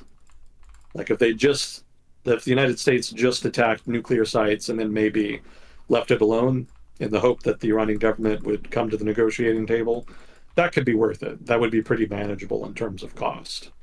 Tehran may well be willing to pay that kind of price in exchange for nuclear weapons and for the opportunity to build up a large enough arsenal to ensure sufficient deterrence against the United States to ensure regime survival. Certainly, the Iranian government has been willing to pay a pretty high price in terms of foregone economic growth over the past couple decades in order to try to pursue a nuclear weapon. So it's not entirely outside the realm of possibility that they may gamble on a relatively weak US response. That could make sense. But otherwise, if they think that the US is going to drop the hammer on them, if they make a sprint, it doesn't really make sense. The game theory doesn't work out there. I would like to think that as rational actors, they would recognize that and would just not do it. But I don't have full confidence that they are fully rational actors. And so I can't discount the possibility that their calculus is a little different. Mm-hmm. We saw how that works in Ukraine. Like, if the Russian government fully understood the limits of its military and really balanced its options as far as how to influence Ukraine with indirect as opposed to direct force, it would have made a lot more sense. It would have been a lot more rational just to apply soft influence. Use corruption in Ukrainian politics, use bribes, use oligarchs to get what you want. But they didn't do that. All right. So obviously there's some issues there as far as calculus. We talked about that leading up to it. I think it was when the military exercises were going. And people were like, "Do you think they'll actually push in?" And we were like, "Nah, that would be really unwise. Very expensive. They would get stuck." And then they went for it, and we were like, "Damn, okay, well." Yeah, and it has not gone well for them. But the fact is, they did make that judgment call. Mm-hmm. So I can't really rule out that Iran might do something similar. So definitely keep your eye on that space. Conflict with Iran would be serious regional drama, not least because it would spiral out to envelop probably the Levant, because Iran supports Hezbollah in Lebanon. It's a heavily armed militia that's basically an army unto itself. It's actually more powerful than the Lebanese army itself. So if they wanted to start lobbing rockets at Israel, they're more than capable of doing that. So that could spark Israeli retaliation, that could lead to a ground incursion, and then that could lead to occupation, and it would be a thing. Maybe they could handle it, keep it relatively contained, but it's unclear. It's but it would definitely be a conflict to some degree. And the Iranians also give supplies to Palestinian radicals. And at this point, that could be more of an issue than Hezbollah, even.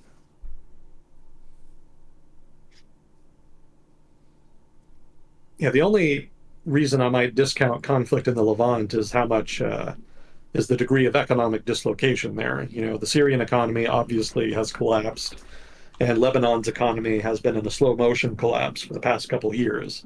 So it may be that the different militias and whatnot are not really well disposed to engage in a relatively expensive conflict on the behalf of a relatively far off partner. Hezbollah may like Iran and the money and supplies they get from Iran, but it may not be the case that they're willing to just be at their beck and call in all circumstances. So it may be that Iran asks them to help them out by launching a conflict against Israel, and Hezbollah may just say, not so much right now.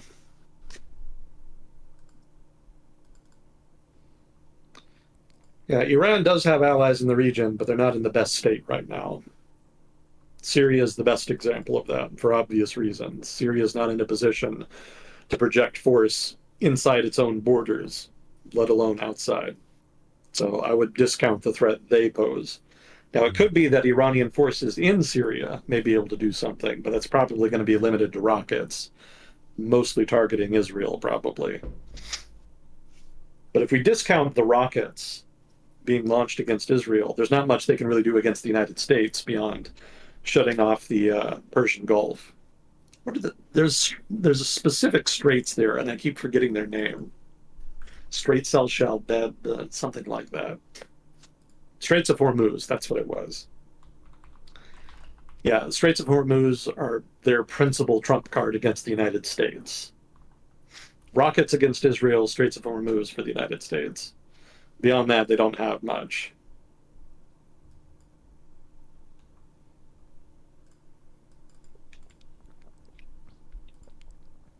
So interesting developments in Iran and Israel.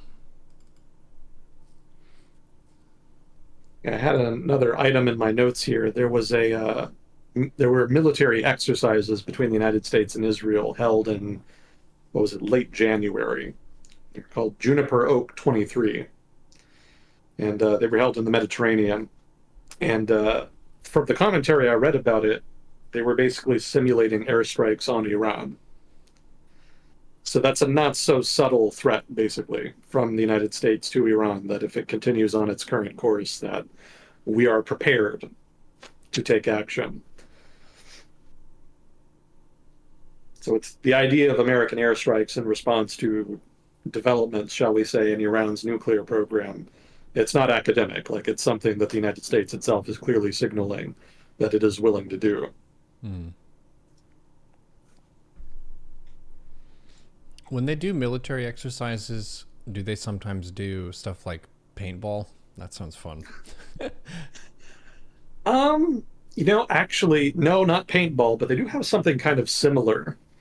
I don't know if they still do it, but I remember there were some exercises where they had like electronic sensors they would put on the actual people involved in the exercise.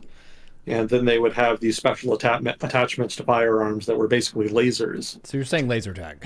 Laser tag, yeah. No paintball, but laser tag, yes. They had kind of a rudimentary form of laser tag. I don't know if they still do that, but yeah, that is kind of what some of them have done in the past.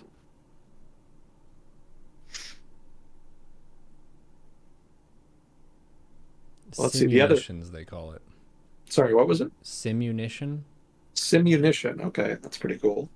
I'd never heard that. Simunition. Did you see anything on the Georgia protests? Yes, I did. But I had one other item on Iran. Oh, go ahead. I briefly do here. So let's say that you're a conservative theocracy and you're experiencing mass protests. And a particular center for those protests are young women, and particularly young women in schools, who make a point of taking pictures of themselves flipping off the Grand Ayatollah and whatnot. So, how do you respond to that? So one of the things you could do is start a dialogue. You could reach out, you could try to reach a compromise, a negotiated settlement. That's one thing. Obviously, the Iranian government is not doing that. You could crack down. You could just, send in the IRGC and have them sort it out. They haven't really done that. They've done it on a limited scale. But as far as the girls and the girls' schools themselves, not so much. Like in general, unrest is still ongoing there. So a third option, which apparently is the option they're going with, is to just gas the children. What? So there's been reports over the past couple months of girls' schools in Iran, mostly in one particular region, but it's been proliferating into other regions as well. Girls' schools coming under attack by some variety of gas. It's not clear what they're using, but noxious gases are being released in the schools such that the girls have to go home or seek medical attention. It hasn't been lethal. I don't think anybody's died yet, but it's been enough to disrupt the school's activities. And the suspicion is that there are hardliners, maybe in the government, maybe outside the government. It's not clear. But the suspicion is that hardliners are trying to shut down the schools. Damn, that's crazy. Yeah, what I have here is that the first poisoning was 30th of November last year. So there were 18 students near the Neuro technical school in the city of Qom taken to hospital. Now, Qom is notable because that's actually a major religious city. That's a major center in Shia Islam. Let's see, since that time, actually, that's an outdated statistic. February 27th, let's see, 194 girls reported to have been poisoned over the course of the previous week at 4 schools in the city of Borojard, western province of Loristan. February 28th, another 37 students poisoned at the Kayam Girls' School in Pardee near the capital, Tehran. And then the March 1st, dozens of girls in at least 26 schools across the country reportedly fell ill on a single day. And it's pretty much been ongoing since then. It's been a pretty regular, ongoing thing. And it's not clear if the government can stop it, or if they even want to at this point. Nobody's been able to actually identify the gases that are being used. The smell is described as burned plastic, I think. Yeah. So it's not necessarily, again, it's not like terrorism per se. They're not killing anybody, but obviously there's very clearly an agenda here. And it's not entirely clear this is a response to the protests either. This could be just something hardliners are doing on their own initiative. It could be even that they're inspired by events in Afghanistan, where obviously the Taliban have banned women from going to schools, so that's also possible. But in general, most people seem to think that it is retaliation for protests against the government, especially protesters at girls' schools. So it's basically just indicative of the ongoing unrest and tension between the government and public, especially the part of the public that is not like far right Islamist. Kind of remains to be seen how things shake out from here. We shall see. Definitely a lot of unrest. But let's see, you were asking about Georgia. Yeah, Georgia protests. Yeah, that's another recent one. So what happened in Georgia is that the government tried to pass a law regulating NGOs that would have labeled any NGO that received more than 20% of its funding from foreign donors as a quote unquote foreign agent. Now, what they say is that this is modeled after US legislation from the 1930s, which is technically true. And they try to cite that as a reason for why people should not be overly excited about it. They say they're just trying to, that is to say, the Georgian government is saying that they're just trying to improve transparency so that the government as well as the public can know which NGOs are receiving foreign backing and which are not. Protesters and critics of the government do not believe a word of that. And there's basically one main reason for that, which is that the legislation is not just modeled off of US legislation from the 1930s, it's actually also modeled more specifically after Russian legislation that was passed over the past 10 years designed to throttle NGOs that are independent of the government. And that fact is not lost off of people in Georgia. They recognize that the government is lying through its teeth, basically, when it says it's just doing this for transparency purposes. It's obviously doing this, one, to crack down on NGOs. And, well, it's worth mentioning, too, there's already transparency among NGOs in Georgia. So it's actually lying about that as well. Like, there's already laws and transparency regarding NGO funding. So the law is redundant in that sense. So obviously the government is bullshitting just on that count. But more specifically, the fact that the government is modeling it after Russian legislation is an obvious tell. Like, it's clear the gist of the legislation is going to be a crackdown on NGOs. And that's why people have come out so hard protesting against it. You know, the government right now in Georgia is not really all that pro-Western. They've tried to pretend to be because they know most of the public leans towards Europe and wants to kind of integrate with the European Union, if not also other institutions. And for that reason, they've done things like officially apply, for accession to the European Union. They want to start the accession process. And that was kind of done mostly for show. Like, it was popular with the public. The public wanted that, but the government wasn't really all that serious about it. They mostly just did it to to redirect pressure that had been growing once the Russians had invaded Ukraine.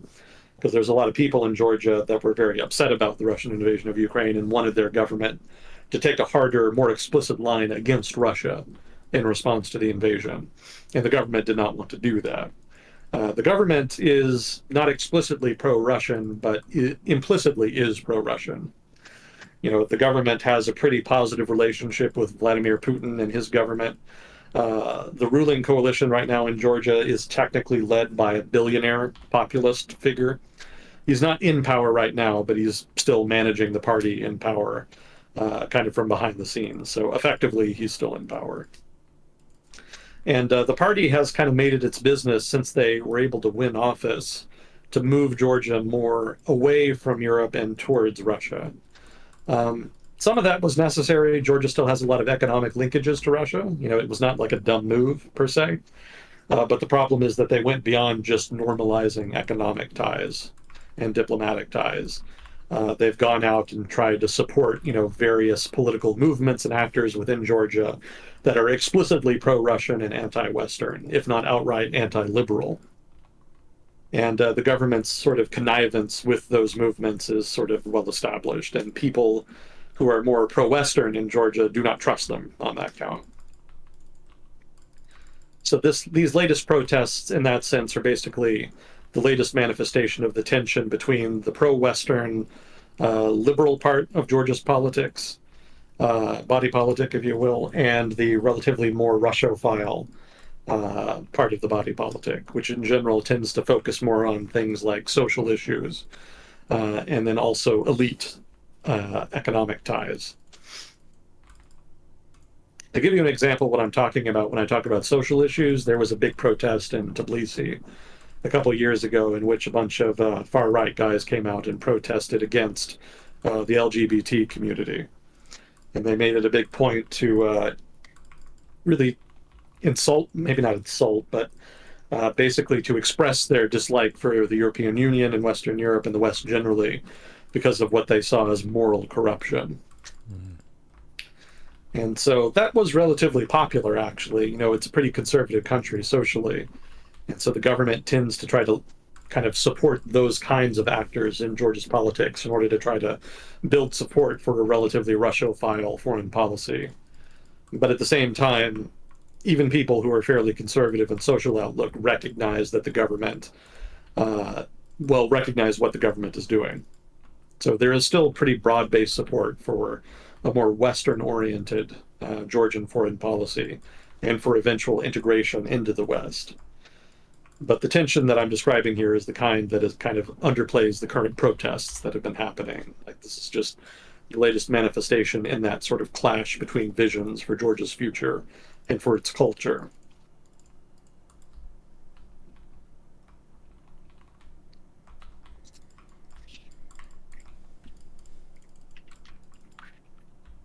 It's interesting that they're pro-Russian in some ways. I thought I remembered Georgians being pretty upset with Russian intervention sometimes, but I guess they're not mutually exclusive since a country has a mixture of people with different opinions. Well, in general, everybody is upset about the war in 2008, and Russia still technically is occupying the territories that were kind of already breaking away. It's without getting into all the complexities of it, there were two separatist republics that had broken away from Georgia in the 90s, but Georgia did not recognize their independence. They fought for a while, but then the conflict ended up becoming what's called a frozen conflict. They stopped fighting, but they were still ready to start fighting basically at any time. Now, Russian peacekeepers in the separatist republics had nominally kept the peace, but in 2008, there was some basically shelling from across the border. Uh, Depending on who you talk to, from what I've understood, it was the separatists that started the shelling across the border, and that led to the Georgian government mobilizing and taking the opportunity to actually outright invade the separatist republics. And that involved the deaths of some Russian peacekeepers, to which the Russian government retaliated by sending in its army and pushing the Georgians out of the separatist republics, ensuring their independence and actually recognizing their independence, and then basically permanently deploying Russian troops to the separatist republics in order to ensure that the Georgians never got them back. Now, eventually there was a ceasefire, but the conflict was never actually fully resolved. So Georgia still claims those two separatist republics, and nationalists in Georgia are still very upset about that. So that's one of the reasons that Russia has historically, over the past decade plus, found it pretty difficult to exert influence in Georgia. But rather than exerting influence directly, they've been focusing on exerting influence indirectly by way of conservative political forces in Georgia that are anti Western. From Russia's perspective, they don't need Georgia to be pro Russian, they just need it to be anti Western. That's enough for their strategic purposes. You know, they want to make sure that Georgia is more economically dependent on Russia so that Russia has leverage that they can use to influence the Georgian government. And then, of course, they don't want Georgia joining something like NATO or otherwise arranging alternative security arrangements with the West that could lead to Western forces potentially being deployed there. So, to do that stuff, having an anti Western government in Georgia is sufficient for Russian strategic purposes. And so they focus on supporting those kinds of forces in Georgia. And they've been pretty effective at doing that. So again, those are not really pro-Russian forces per se. They're just very conservative forces that are very skeptical of Europe. And that's sufficient to have led the people of Georgia to elect a government that is relatively skeptical of some of the social changes that have happened in the West over the past couple decades. And that's given the government cover to basically slow down attempts to integrate Georgia with the West.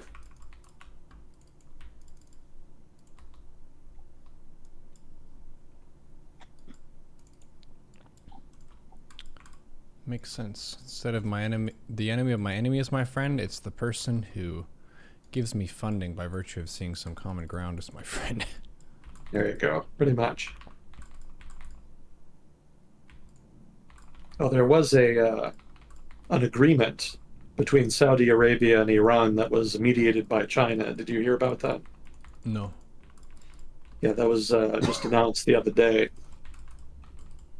People on Twitter just way overreacted to that. there's people on there talking about mostly in the comments, like the analysts themselves were pretty reserved, but the commentary amongst the peanut gallery was just crazy. This is the beginning of a post-American Middle East. This is China's Middle East. This is China's emergence as a great actor in the Middle East. Like just a bunch of way overblown takes. Like it's not that big a deal. Certainly it's notable. Normally China does not delve into relations between Middle Eastern powers, specifically because it doesn't want to get caught up in disagreements between them. So in the sense that they were able to take the risk to actually put themselves out there and mediate disagreement, that is substantive. That does suggest that they're willing to take relatively more risk than they were before, and that they're willing to be more present in regional politics. But if you look at the agreement itself, the agreement is not actually going to change anything. In that sense, it was basically low hanging fruit. This was an attempt by the Saudis to try to reach out to the Iranians in order to try to normalize relations to some degree as a show of good faith that they're willing to negotiate on other issues. Mm-hmm. But for now, they have not actually given up anything substantive. There's only two items that I've actually read of that are a part of the agreement. One is that both parties are going to reestablish embassies in their counterparties. So the Saudis famously shut down their embassy when it was assaulted basically by a mob back in 2017 in Tehran. And they haven't had an embassy in Iran since. So they're going to reopen that. And there's also going to be a resumption, well, maybe not a resumption, a restoration of a previous agreement from 2001 that had been scuppered that involved cooperation on drug trafficking, money laundering, and terrorism, presumably counterterrorism. Yeah, the author probably should have said that instead of terrorism, but you know what I mean. Uh, so, all of that is positive stuff, but it's also just skin deep, superficial bullshit. You know, it's great that they're going to cooperate on counterterrorism and drug trafficking and all that, but it's not clear how much they'll actually substantively do. Mm-hmm. And as far as reestablishing embassies, that doesn't really change anything. Both countries were perfectly capable of negotiating with each other without embassies open. So that's pretty much just a gesture. So as far as things like the proxy war in Yemen, the proxy war in Syria, the Israeli-Palestine issue, the role of the United States in regional security, none of that stuff has been negotiated. Or at least if it was negotiated, it did not end up in a final agreement. Mm-hmm. Now, some commentators did note that this agreement could be the first step in future agreements. That's true. There could be future agreements that kind of stem out from negotiations that go from here. And the fact that they're negotiating at all is a good sign. But at the same time, it's not really clear what kind of pathway to any kind of final settlement that could see real peace in the Middle East. It's not clear what that would look like. Because I've seen no willingness, really, on the part of either government to actually give ground on really much of anything. Because the Saudis are still in Yemen. Some of their allies have pulled out. The Emiratis have pulled out effectively of Yemen. But the Saudis are still supporting the UN-supported government, the Sana'a government. Actually, it's not the Sana'a government anymore. It's what they used to call the Hadi government, but Hadi actually got pushed out. I don't even know what they're calling it now. But they're still present there. They're still working with the Jordanians to prop up that small enclave of rebels across the border in Al Tanf, I think it is. And that doesn't seem to be ending anytime soon. And the Saudis are still kind of off and on negotiating with the Israelis for a normalization of ties as part of talks that kind of spun out of the Abraham Accords.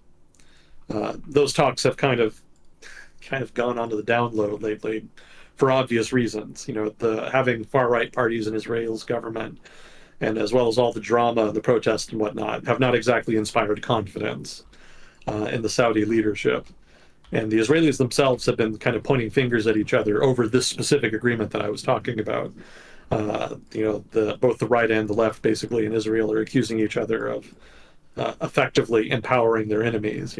Whose fault is it that the Saudis signed this agreement with Iran? It's Likud says it's everybody else's fault. Everybody else says it's Likud's fault, basically. But those talks, I think, are probably not permanently waylaid. I doubt that the Saudis are going to just put aside their rivalry with Iran just because China wants them to, or because the Iranians have given some token gestures of goodwill. There's plenty other things to be upset about.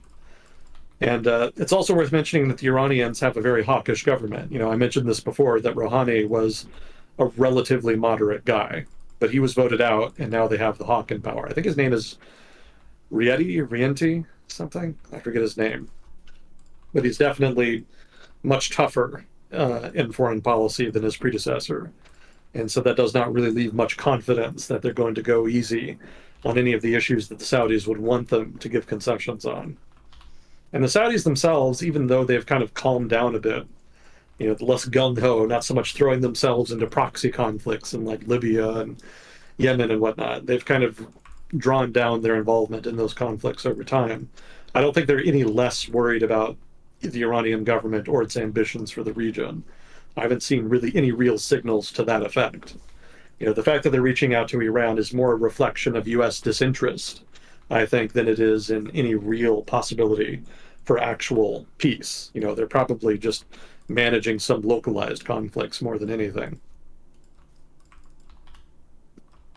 So it's great that China mediated the agreement and that the Iranians and the Saudis are talking, but it's not any kind of keystone landmark agreement that's going to mark a significant change in the strategic balance in the Middle East. Yeah, they're not working on the big ticket items. They're working on the Yeah. minor stuff, which could lead into big ticket discussion later on, but it's not really the hard hitting content. Yeah. That's my judgment for the moment, anyway. We doing okay on time? Yeah. Got about 45 minutes to an hour, depending on your energy. Gotcha. And I hope some of these segments kind of tend to vary significantly in terms of content. We don't really have a set pattern. Yeah. So I hope that doesn't bother people too much. No, man, I was getting asked so many times if you were on today. I actually ended up doing a sort of relay style that people would ask me, hey, is Agent Smith on today? For like the 9th time. And I'd be like, okay, now it's your job. For the next person who asks if he's going to be on, you have to answer them in chat because I've already answered it 8 times today.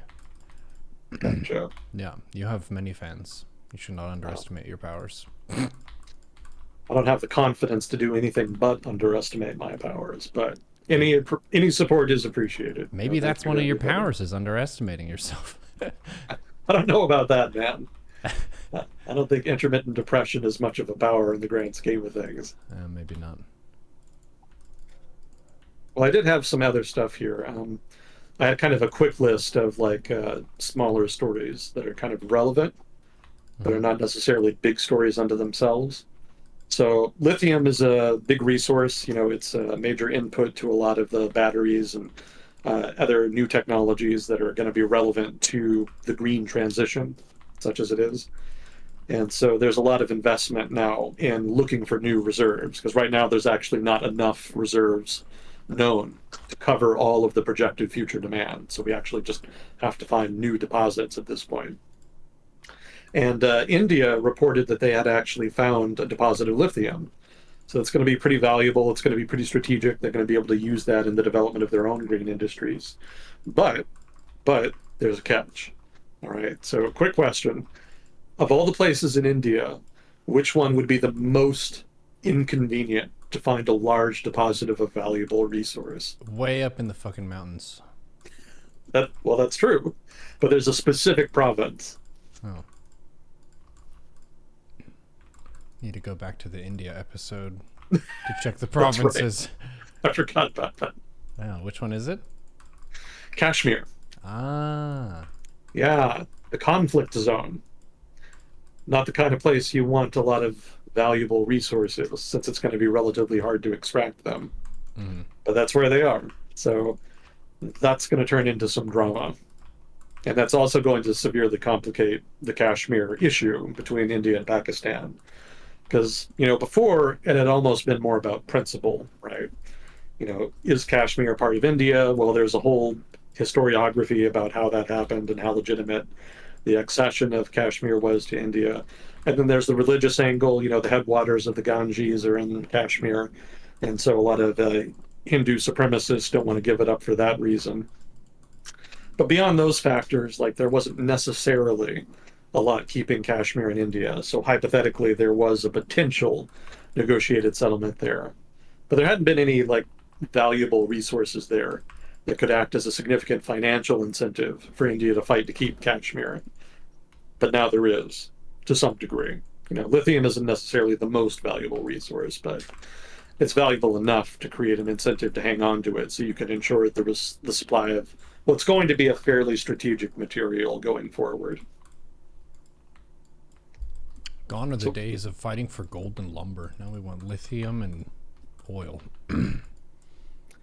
well, maybe not so much oil going forward. In fact, the more lithium we use as part of the green transition, hypothetically, the less oil we'll need, hopefully. Knock on wood. We shall see. But yeah, lithium, nickel, cobalt, copper,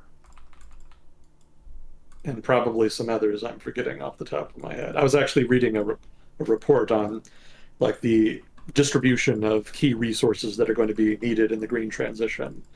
And these are in turn are going to be very important, like in terms of international relations, as different countries who have their own green industrial policies are going to try to seek out and secure the necessary reserves so that they can make sure that they have the necessary resources. And what was it? There's like a lithium triangle, and it encompasses Bolivia, Chile, and Argentina. So that's going to be a big center of lithium production. I think China also produces a lot, and I think there's maybe some other states as well, but they're slipping my mind. But that triangle in South America is going to be a big one, probably more for the United States than anybody. That's kind of the obvious client since we're kind of like right there. And China doesn't really need us as much because they already produce a lot of their own. Yeah, nickel is, I think, produced in Russia for one. They have a very large supply, but then also Indonesia. And I think the Philippines also has a pretty good sized nickel mine as well. So those countries will have some advantages there. Australia produces a lot of everything, so they have a big advantage in pretty much all of these, almost all of these. I think lithium also is another big, is something else they produce a lot of in Australia. So if the United States can't get it from, South America, they can certainly get it from Australia. We're on pretty good terms with the Aussies, fortunately. They were actually in the news recently too, that big AUKUS deal. Talk about that later though. Nickel, obviously Russia, if they wanted to, could cause problems if they wanted to cut us off from nickel, but then that still leaves Indonesia and the Philippines, if I'm getting that right. So that shouldn't be a problem. And then cobalt is still, I think, predominantly produced in DR Congo. So probably not a big deal. I mean, it's such a chaotic mess in Eastern Congo that presumably they'll be able to just continue producing it and, providing it to Western, well, global consumers, everybody, regardless of circumstances. I don't think the Chinese have been able to monopolize it. They did buy a big mine in the Congo, but I think that was in Katanga, which is more southern Congo. Regardless, the flow of cobalt will probably be pretty secure for everybody. And unfortunately for DR Congo, they don't really have the administrative capacity to do much with that. Right, the governance in Congo is famously weak, so most likely most of that money is going to end up with local elites, if not also local warlords. Actually, they've been in the news pretty recently too. That's The another story. warlords or the elites? Both, effectively, but mostly the warlords. Now, there's a rebel group called M23 that's been operating in eastern Congo for several decades now. And, they kind of wax and wane in terms of their power. They were very active, like around the late 90s. And then they were quiet for a while, and they kind of came back in around 2010. And then they were quiet for a while. Now they're trying to take territory again. The thing about M23, though, is that it's basically a proxy for Rwanda. I think that may surprise people to know this, but Rwanda is actually something of a regional power in the region. Yeah, I think everybody knows about the genocide, right? 1994. Mm-hmm. And that certainly did a lot of damage, but at the same time, Rwanda was able to recover relatively quickly, and they were actually able to prop up some pretty significant rebel armies in eastern Congo to try to take advantage of weak governance there. Part of it was just resources. You could siphon off some of the revenue from the selling of rare resources in eastern Congo towards Rwanda and its proxies rather than to the DR Congolese government. But then part of it also was sort of residual fighting from the genocide, at least in the case of the fighting in the 90s. Um, what was it? It was the Tutsis who were getting massacred by the Hutus in the genocide. And then there was a Tutsi militia in the north outside of Rwanda that actually invaded and overthrew the government in order to stop the genocide. And so then the new Tutsi government then pursued Hutu militias outside of Rwanda into eastern Congo. And that was initially the impetus for the conflict. Initially, it was Rwandan Tutsi proxy militias fighting against Hutu militias in eastern Congo. But then sort of the economic incentives kind of gave the conflict a new life, a new impetus, a life of its own, if you will. And after that, other neighboring countries started setting up their own proxies, and it turned into this huge, gigantic clusterfuck that lasted like 5 some years or so and killed like over 1 million people. Some people call that Africa's World War One, something like that. Mm-hmm. Big conflict. Didn't read about it in the news much because Africa, it's kind of back page news for a lot of people. A lot of people just don't pay attention, but that was definitely a big deal at the time. So whenever M23, which were the rebels that Rwanda backed, whenever they start getting active again, people kind of pay attention because they remember the 90s. So they briefly took territory in 2010, but then the UN kind of joined forces with the Congolese army and were able to eject them. But more recently, they've gotten active again. So you could see significant renewed fighting in that vein. Ideally, it'll be like 2010 when it's easy to contain, but who knows? Could be Rwanda's feeling extra ambitious. They have good reason to be. And the conflict in the 90s, when Rwanda was supporting that proxy militia, that proxy militia actually managed to defeat the Congolese army in successive battles and push all the way from the far east of the country to the far west and overthrow the government and install a pro-Rwandan government into Congo, which actually stayed in power afterwards. Damn. Yeah, they punch well above their weight. You look at a map, you see Congo and you see Rwanda. Rwanda's tiny. But Rwanda actually has a much more centralized government, more government competence and capacity, and also a pretty good sized population. Like it's actually very, very densely populated. Much, much more so than Congo. Is the country resource rich or something? Why are there so many people? Rwanda? Yeah. No, no. The issue is that it's in what's called the Great Lakes region. Mm-hmm. So there's a lot of fresh water and a lot of fertile land in the area. And so people were able to engage in much denser, more labor-intensive agriculture in the region, such that the population is much larger. A lot of eastern Congo is mountains or jungle, and that's not as conducive to basically intensive agriculture. And so the population historically has been much less dense. Mm-hmm. Also, because of the Great Lakes, you can do fishing, so that also adds an extra food supply that maintains a larger population. Mm-hmm. In the eastern Congo, you can do some of that with the rivers, but it's not as fruitful, basically, a source of protein. Mm-hmm. So, for all of those reasons and more that I'm sure I don't know about because I'm not an Africa guy, Rwanda punches above its weight and is kind of more of a regional power, whereas Congo is just very weak and dysfunctional and just barely managed to get by. Most of the government's authority is in the West with the capital. After that, things get a little shaky.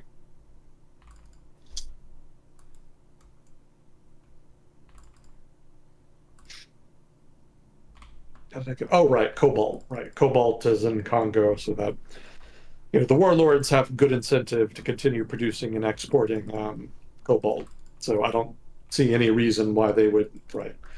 Maybe if they were really organized, they could try to monopolize it and pull an OPEC and try to limit production to push up prices and otherwise extract concessions. But I don't think any one group of warlords controls enough of the market to do that. So it's in a sense, you could say the market for cobalt production is very competitive in a kind of twisted, unregulated way, so that it pretty well serves to ensure that the flow is not interrupted by would-be monopolists.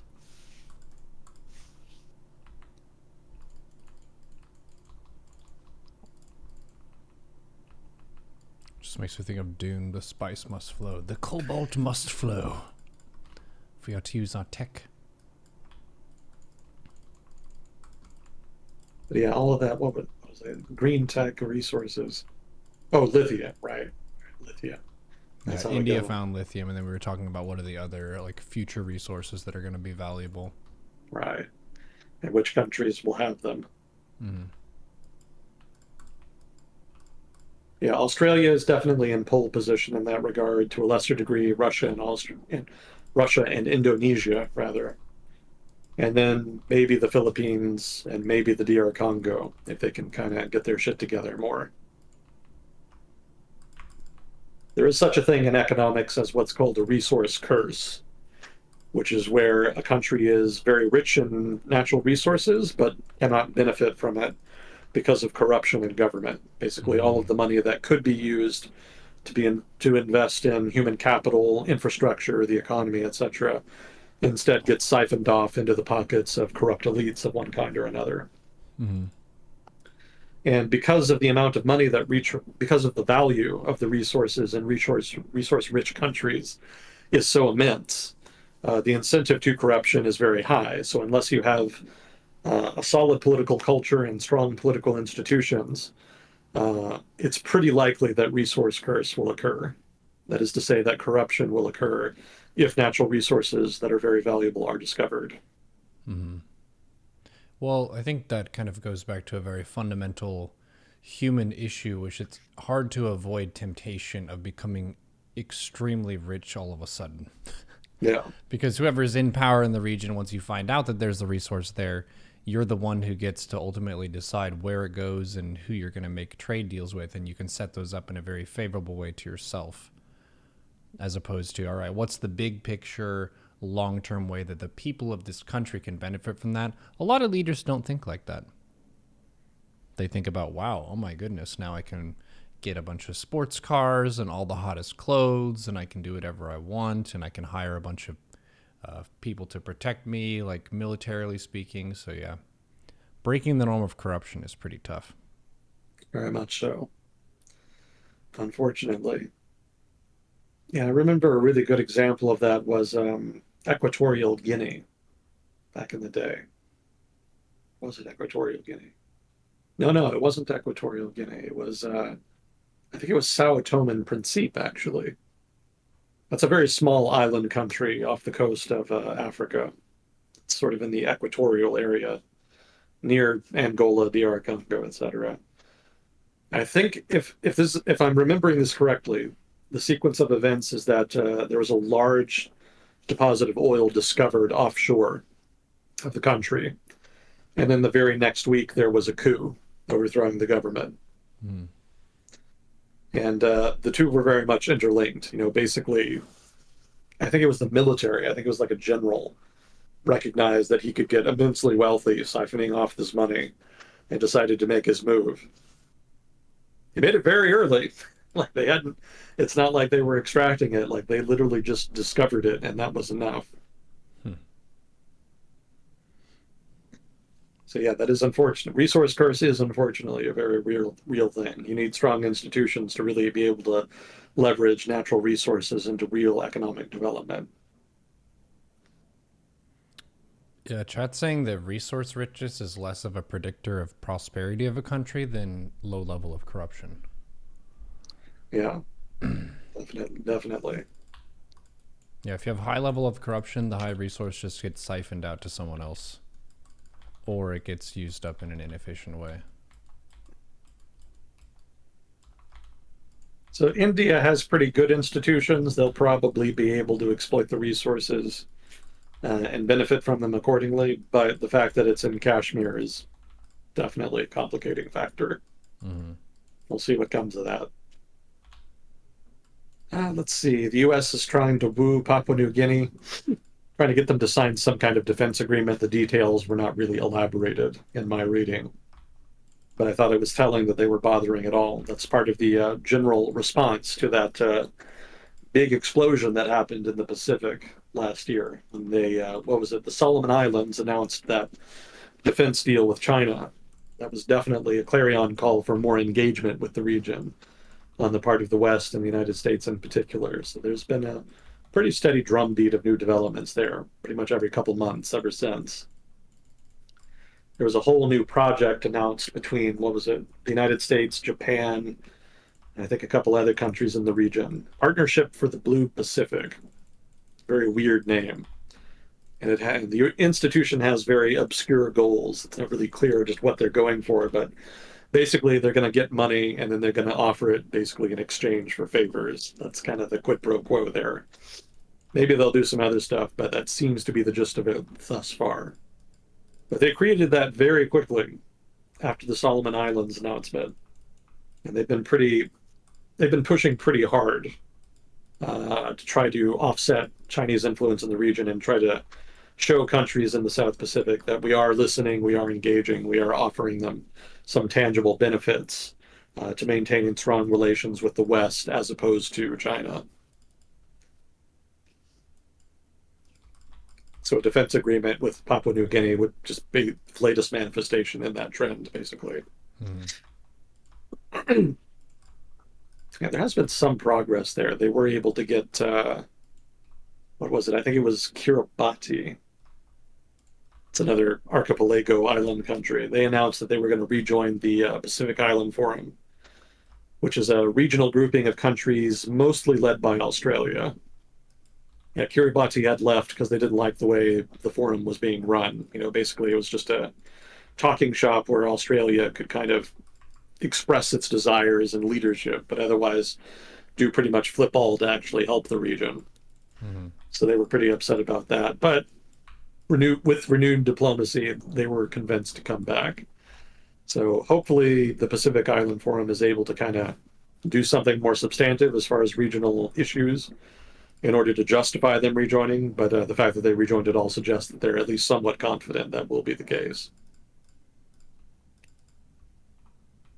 Yeah, remember I also read a while back that Fiji was also talked into ending a police training agreement with China. So, not a huge development, but it does show that the weight is shifting in the region away from China back towards the West. So again, the West has been responding to the challenge. There definitely has been substantive investment in the region since then. Well, the people in the Pacific Islands probably feel more sought after. It's like, hey, wow, China wants to work with us and the West wants to work with us. All right. Well, that's probably exactly what the Solomon Islands were going for there. They probably never intended to fully align with China or anything like that. They probably just wanted to play the West off of China in order to try to generate more stuff of one kind or another.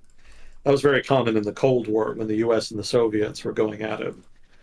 So no surprise now that you see that kind of returning, now that tensions between the US and China have been rising and there's more push and pull for regional influence in different regions. Oh, no, no. I'm being influenced by another country. Quick, someone give me an awesome deal. Otherwise, I might be tempted. Hey, it works. Yeah. It's been working in the Pacific certainly lately. There was one other thing that happened there. I don't think I can remember. But yeah, there's been other developments as well. I just can't quite remember all of them. Let's see. Well, we already talked about Saudi Arabia and Iran. Oh, did you hear about the cyclone in Mozambique? No. Yeah, this was apparently like a really freak weather event. So, cyclones are basically just hurricanes for those of you who are not initiated. So this was like a very powerful storm. And what had happened is that the storm actually started somewhere northwest of Australia, sort of in the Indian Ocean. And normally it would kind of peter out there. But this particular storm crossed all the way across the Indian Ocean successfully, which is apparently almost unheard of. Specifically to Madagascar, like northwest Australia to Madagascar. And then it crossed Madagascar and then hit Mozambique. And then it kind of went back into the ocean. But then it actually went back into Mozambique. Now, the fact that it crossed the Indian Ocean, that alone is very weird. But then it also did this double dip where it hit Mozambique and then went back out of the ocean and then hit it again. So effectively, Mozambique was hit twice by the same hurricane. Damn. Yeah, there's been unusual weather. A lot of people attribute it to, climate change and whatnot. But regardless, there's definitely been a lot of unusual climate and weather related phenomena over the past couple years. So here's your latest example. Man, you don't have to tell me. We had like 3 absences this weekend from our guild's raids due to power outages, snowstorms and windstorms and stuff. Yeah, knocking out people's power. And then there was also someone who got flooded. Oof. So one of the guys, he probably has the worst luck when it comes to weather events and that kind of thing. And I know he's not bullshitting because he's got like pictures of cleaning up the flooding and stuff. But basically, it can be flooding, it can be snowed in, power outage due to wind, and then forest fires all in the same area. Oh, shit. Yeah. Very lively spot. Mother Nature coming at you. Yeah.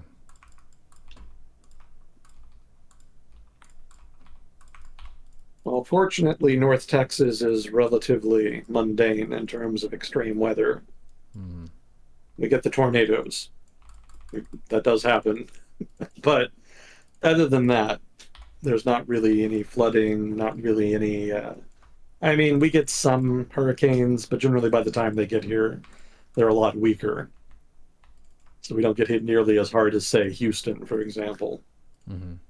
And we don't get any earthquakes, anything like that. So, I mean, as far as natural disasters, pretty much just tornadoes. And those generally don't hit urban areas. So if you live in cities or even suburbs, you're generally pretty okay. Does anyone know why they don't? I don't know. I think some people had some theories, something about like heat island effect or, some other stuff, but I don't think anybody knows completely for sure why. It may even just be sheer chance, It may just be that they just don't hit here, just sheer chance. Yeah, the area of what cities take up relative to the overall continent is low. Yeah, yeah, pretty much. So that could be it too. Yeah, one of the fun ones like that is that whenever 2 galaxies collide into each other, nothing actually like hits into something else and explodes. Really? Yeah, everything is just so far apart that they're gonna intermingle in a gravitational sense, but they're not actually gonna like bash into each other and cause a bunch of explosions and stuff. It's like everything is gonna miss, and then the gravity is gonna cause things to get hooked on each other. So things will rotate and orbit and stuff in different ways, but it's not gonna be like a fireworks show of everything bashing into each other. Huh. Yeah. Guess it makes sense. Mm-hmm. I think they've actually seen some of those collisions, right? Like in space. Yeah, yeah, it's like observed them. Yeah. It can happen. It's just the odds of them happening is extremely low.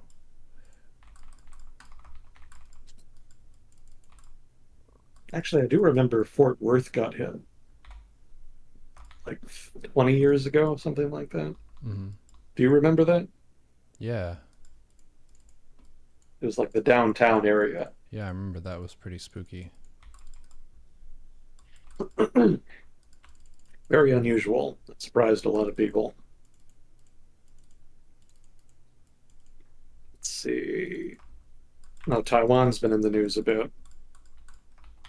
Yeah, there's a lot of tension over Taiwan lately, but I don't know how much of it is like really, really substantive.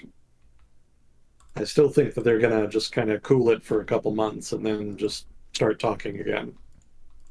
The stupid spy balloon bullshit just kind of knocked them off track a little bit. Yeah.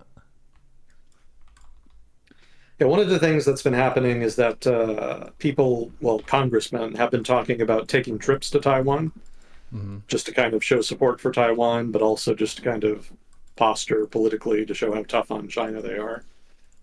More recently, the House Majority Speaker McCarthy was actually talked out of a trip to Taiwan, specifically by the president of Taiwan, She apparently successfully convinced him to meet her in the United States rather than in Taiwan. Hmm. So they will still meet, but he's not going to actually physically go to Taiwan like he originally was. So, you can kind of interpret that as you will, but I kind of suspect that's actually Washington trying to send signals to China that it's interested in negotiation and de escalation. Can't prove that's what it is, but I suspect as much. Hmm. Because normally Taiwan's government is pretty happy to, get anybody visiting who can kind of shore up their claim to de facto independence, or at least the status quo of them as a separate entity. So it's very unusual for the president of Taiwan to kind of go out of her way to try to talk somebody out of doing that. So I think it's more likely that this is kind of a more about de-escalation and probably at the behest of Washington.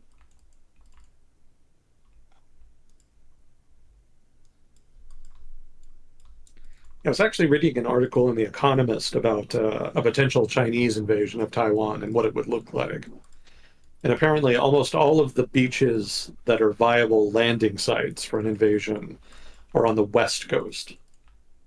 And specifically, they're clustered in the southwest and then in the northwest. Well, more in the north, kind of near to the capital of Taipei.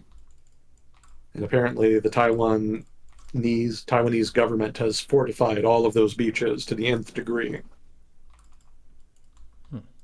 So that would definitely make an invasion a lot harder. It's not like they could just land anywhere on the island. They're going to get funneled into very specific zones, probably what are going to be made into kill zones by the Taiwanese military. Doesn't mean the Chinese would not be able to overwhelm them, but it's a lot harder than you might think just looking at a map. What does it mean, make it into a kill zone? Like it's just very heavily defended, so if anyone did attack, it would be a bad trade? Yeah, it's a bottleneck, right? All You right. can fortify a bottleneck and just kill them as they come in, so they can't use their superior numbers as much. Mm-hmm. Yeah, they've also fortified some of the outlying islands. So it's not going to be an easy trip getting across the strait, basically. Mm-hmm. I've also read that the weather doesn't really facilitate invasions during most of the year. So if it happened, it would probably happen in like, was it March or so?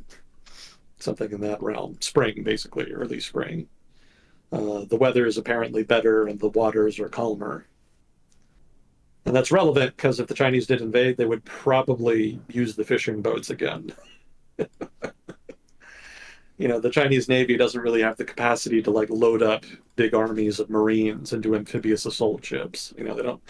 They've been trying to build more, but they don't really have that yet. So, historically, when they've tried to attack Taiwan, like they did back in the 1950s, what they did is they put a bunch of infantry on fishing boats and then tried to cross that way. That was what they did when they attacked some of the smaller islands closer to the Chinese coast. Didn't really end well for them. They kind of got chewed up on the beaches. Uh, but hypothetically, if they did try to invade Taiwan again, maybe even mainland Taiwan, so to speak, they would do something similar. Mm-hmm. That approach also has the advantage of leaving the opponent without big obvious targets. If they come with some big hulking amphibious assault ships, that's a pretty obvious target, and that would be a lot easier to destroy with, say, an anti-ship missile than, say, a whole shit ton of small individual fishing boats. So it's not without, it's not a stupid idea per se, but if you are going to do that, it's better to do it when the waters are calm. Mm-hmm. And so that means that they're more likely to do it during early spring, if they do it at all. I would still argue that it's more likely that if Beijing tries to do something, they'll just attack some of the islands that are right next to the coast. That's the easiest way to start, and then they can kind of move on from there. But hypothetically, they could just go for the whole thing all at once. That's not entirely outside the realm of possibility either. Mm-hmm. I've also read people arguing that they may just go for a blockade. So maybe no military action at all, just try to cut them off from trade. That would be difficult to react to from the perspective of the United States. Obviously, we could try to break the blockade violently, but then we're firing the first shot in the conflict, and that kind of costs us moral high ground. Yeah, if the invasion of Ukraine is any indication, we would probably like go super heavy on sanctions and stuff and change our relationship with China. Yeah. But even so, a blockade, hard to respond to. Mm-hmm. Because, I mean, on the one hand, yeah, we can apply like heavy sanctions and whatnot. But on the other hand, that doesn't really in itself break the blockade. You know, if China Mm-hmm. really wants to go as far as to do a blockade, then they're probably tacitly accepting that there's going to be a significant economic cost. Mm-hmm. So once they're at the point of actually blockading, it's pretty clear that they're willing to incur that cost. So at that point, I think what could happen is that the United States could just retaliate with a blockade of China, which would be difficult because China has a lot of coastline. But not all of that coastline is equal, right? Most of the trade that comes into China is coming through a relatively small number of ports, right? There's only so many port terminals in China that can handle heavy loads. So if you focus on those, it becomes more viable.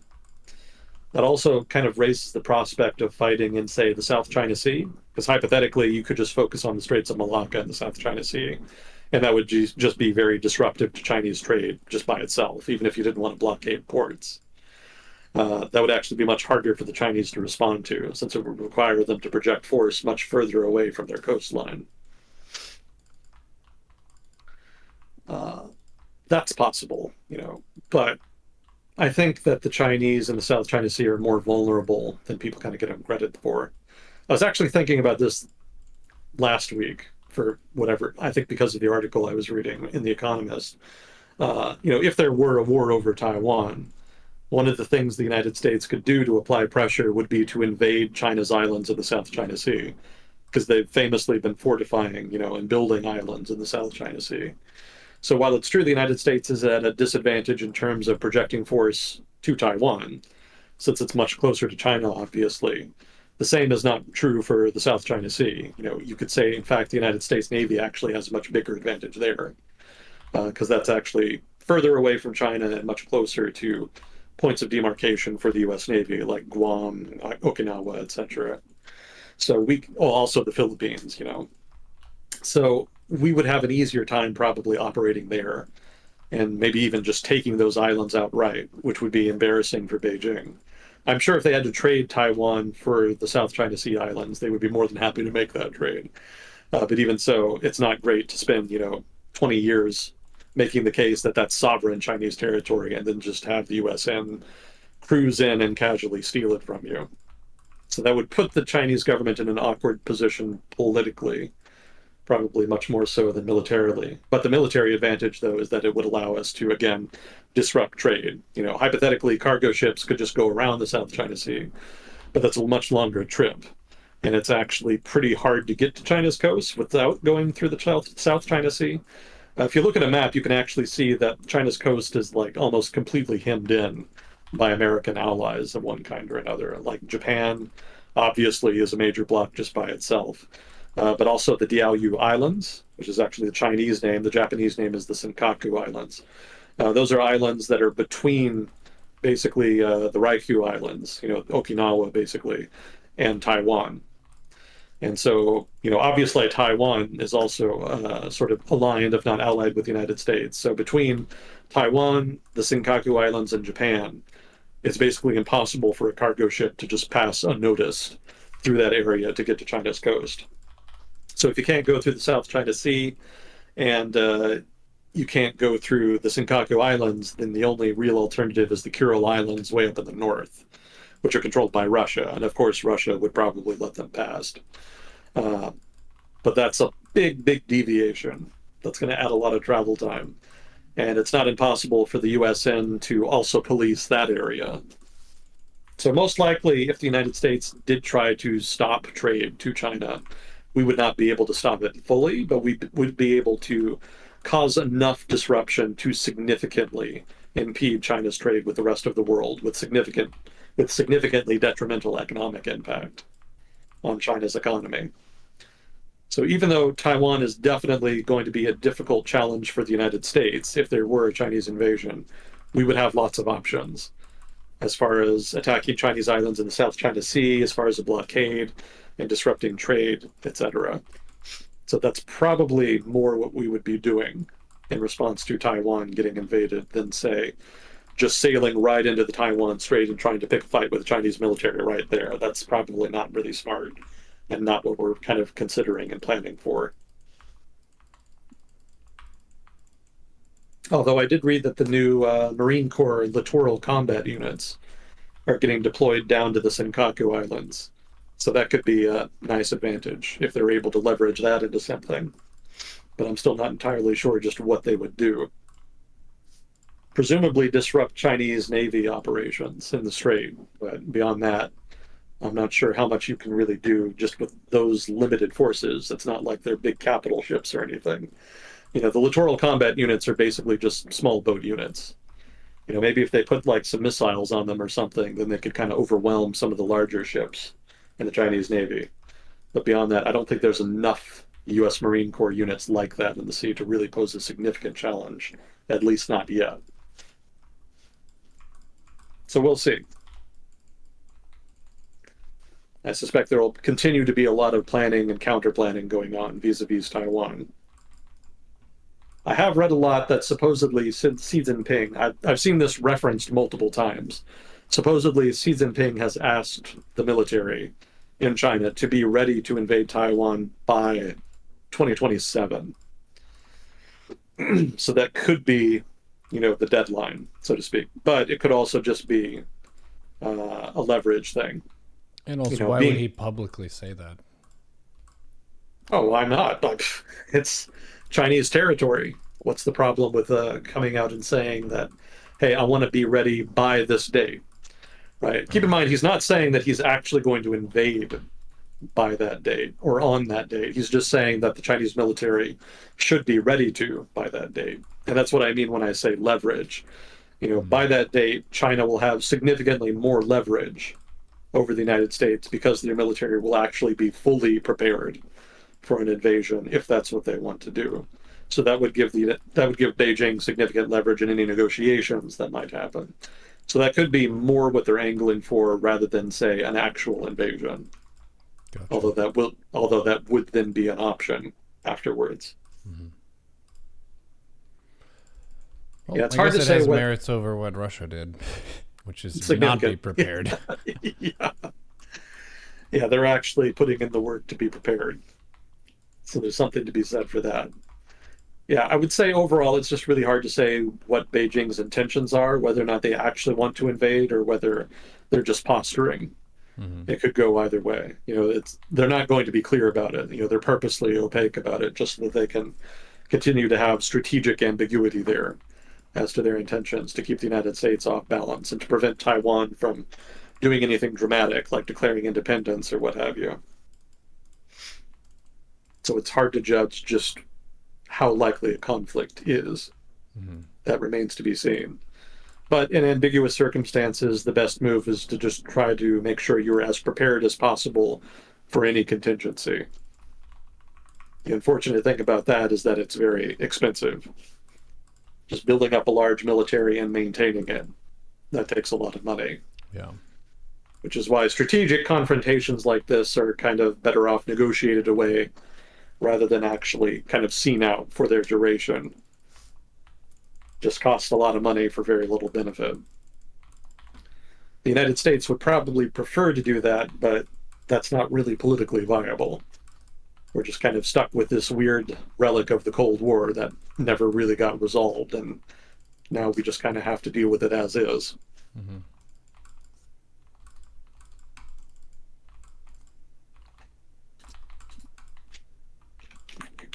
Let's see. Have you heard about migration from Cuba? No. There's been a big surge over the past couple of years. Let me see if I can find the data points here. Let's see. According to U.S. Customs and Border Protection, the number of encounters border officials had with Cuban nationals jumped from 39,000 in 2021 to 224,000 in 2022. Whoa, order of magnitude. Yeah. And from my notes here from the BBC article I was reading, that figure is higher than during the biggest Cuban migration wave in the 1980s and 90s put together. Whoa. So this is another, basically a kind of third massive influx of Cubans into the United States. The first one, obviously, was after the Cuban Revolution in the 1950s. That basically made Southern Florida, the culture there is heavily Cuban influenced. And then there was another wave in the 1980s when the Castro regime decided they wanted to unload their prisons. So they kind of let people leave at that point, which resulted in a big migration wave. And then now there's this. So apparently this is like a third big migration, it seems. And the article was a little ambiguous about just the causes of it. I think they were more focused on like the details, but from what I've read about Cuba over the past couple of years, there's been a big economic downturn, basically. Part of it stemming from the collapse of tourism during the pandemic, but also due to the fall in commodity prices like sugar that they traditionally exported. And of course, the U.S. embargo, continues to kind of inhibit economic development, but that's a constant variable. That's not enough by itself to explain why there's been this downturn. So because there's been an economic downturn, there's been a significant upsurge in people seeking to leave the country to try to find work outside the country. And apparently the United States is now a significant site, a significant desirable location to find work like that. So, obviously Cuba's not alone in that. Central American countries famously have seen a significant exodus of people either as refugees or as economic migrants seeking to get into the United States. So Cuba is basically just now one of them. But Cuba is a bit bigger also. It's more the size of a Central American country than a Caribbean country. Most Caribbean countries are maybe a couple 100,000 people. They're pretty small for the most part. If you look at Haiti or Dominican Republic, I think maybe 10 million apiece. But Cuba is about 20 million, I think. So when there's a significant outflow from Cuba, you feel that a lot more than you would from, say, the Dominican Republic or, from one of the tiny islands in the Lesser Antilles. I guess I would add as a fun fact here, which is a little bit, tertiary, but if you combine the populations of all the countries in the Caribbean and all the countries in Central America, the total sum is about the same as Mexico. Hmm. Yeah, so that region. We don't really think about the Caribbean and Central America much in the United States, but effectively it is kind of a single region. And it's a pretty large one overall once you combine all of the populations together. So you can kind of think of that region as almost a single country, at least as far as migration goes. And so in that sense, it's maybe not that surprising that we're actually getting a lot of migrants from there. When Mexico was a major source of migration, we got a whole lot of people. But now, Mexican migration kind of tailed off as the economy in Mexico improved. But now this region is economically suffering, and given that it's about the size of Mexico, we perhaps should not be surprised that the amount of migration we're getting is kind of at par with the height of migration from Mexico back in the day. But like I said, that's kind of a side note. Cuba, for its part, basically now a major source of migrants into the United States, or at least is among the major sources of migrants into the United States.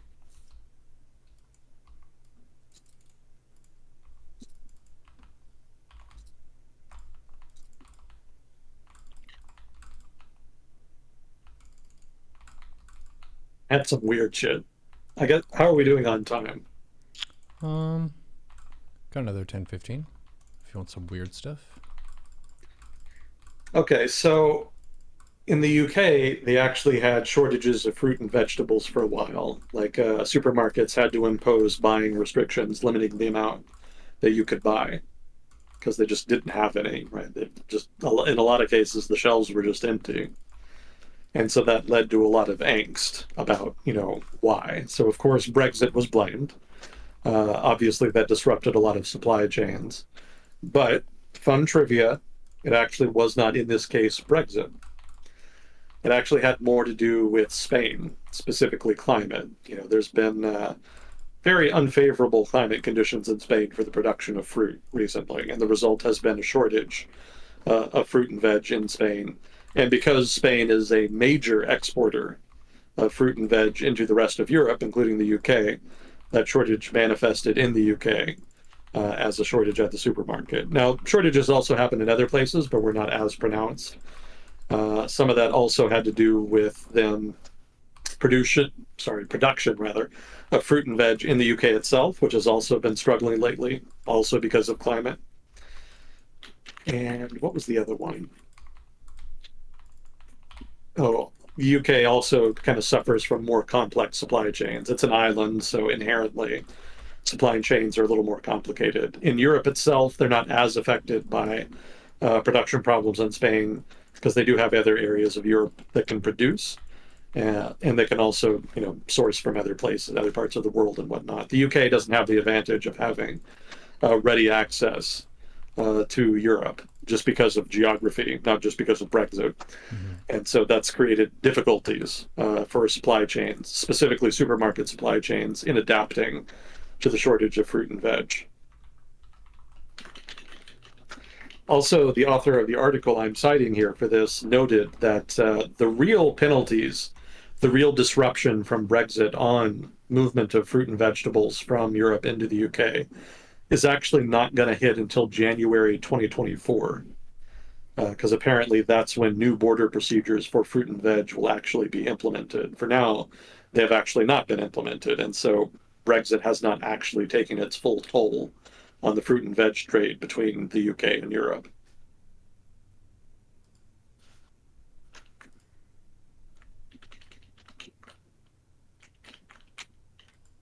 Also, bad weather in Africa partly responsible. The UK also buys fruit and veg from apparently Morocco, and they've been having weather issues. There's that pesky weather again, Neuro. Too much water or too little water? Too little, I would guess, because both Morocco and Spain are kind of not quite semi-arid, but they're relatively dry regions. And fruit does require relatively more water, which makes it kind of counterintuitive that they would specialize in fruit, but so it goes. Yeah, actually, Spain produces some ridiculously large portion of the fruit consumed in Europe, specifically continental Europe. And a lot of it is actually geographically concentrated in one region. Yeah, what they do is they set up like these specialized farms that have canopies and stuff, specifically white canopies. And the canopy, the farms and the canopies are so densely located in this one area that you can actually see it from space. Wow. So they're just like building upward? Not upward per se. It's when I say canopies, I just mean that they cover the fruit with the canopy so they can control basically sunlight. Oh, right, I right. think that's what it's for anyway. I don't know exactly. But because there's so many fruit farms in that one area, all the white canopies uh, can be seen from space because they're so just packed together in that one area. Mm-hmm. So it's immensely productive, but it's also very wasteful in terms of water. It definitely stresses limited water supplies in an area that does not have a whole lot. But it seems to work for them for the moment.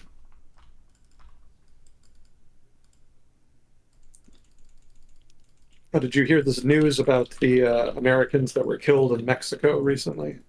No, what happened? Well, there was four of them, and at first we didn't really know like what happened exactly. At first, it was just established that four Americans had been kidnapped in Mexico, and that two of them had died. And after that, the details were pretty sparse. So more details have come out since then. And apparently, what happened is that one of the people in the party of four was actually going to Mexico from South Carolina, I think it was, to get a tummy tuck, right? Plastic surgery, basically. Mm-hmm. And I think I read that the other three people were just accompanying them, just to kind of help them, because, after a surgery, you don't really want to be by yourself completely. Uh, so they went, and apparently, after they crossed over the border, into Matamoros, I think it was, across the border from Brownsville in southern Texas.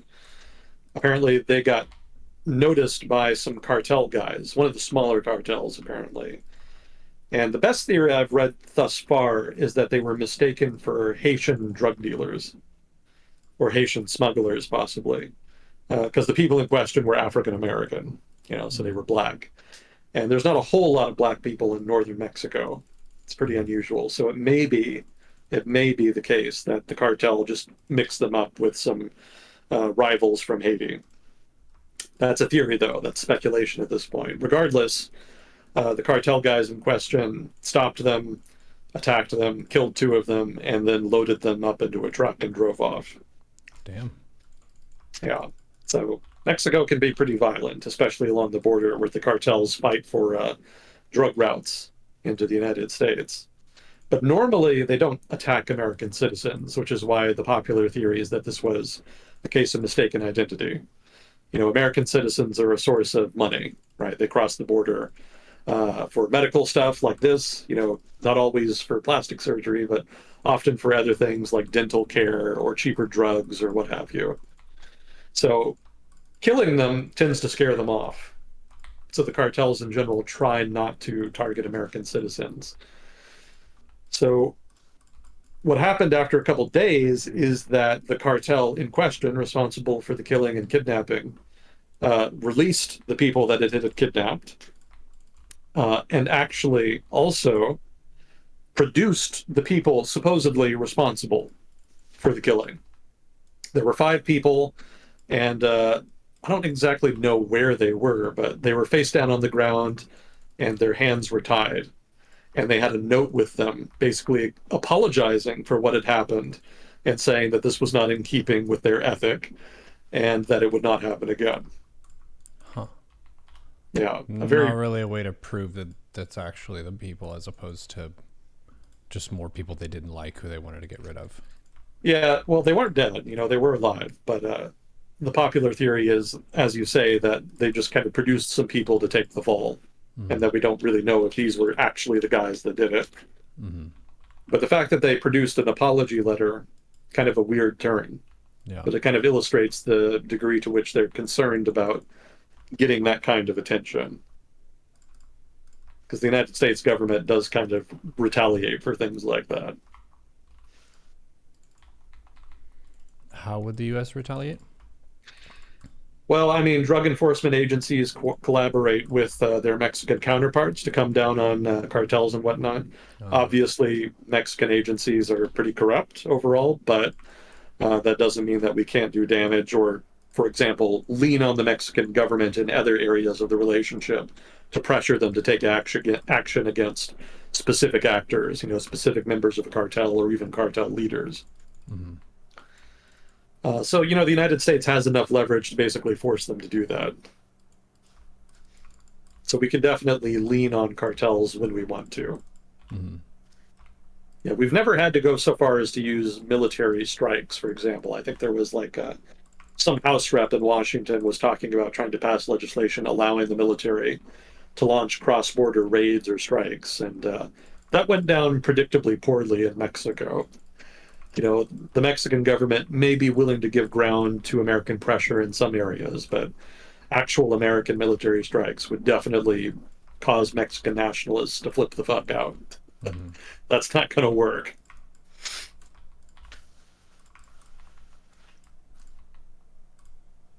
Let's see.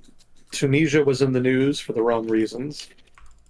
I guess on the positive side, I don't want to be all negative on Tunisia, but on the positive side, there have been protests against the president.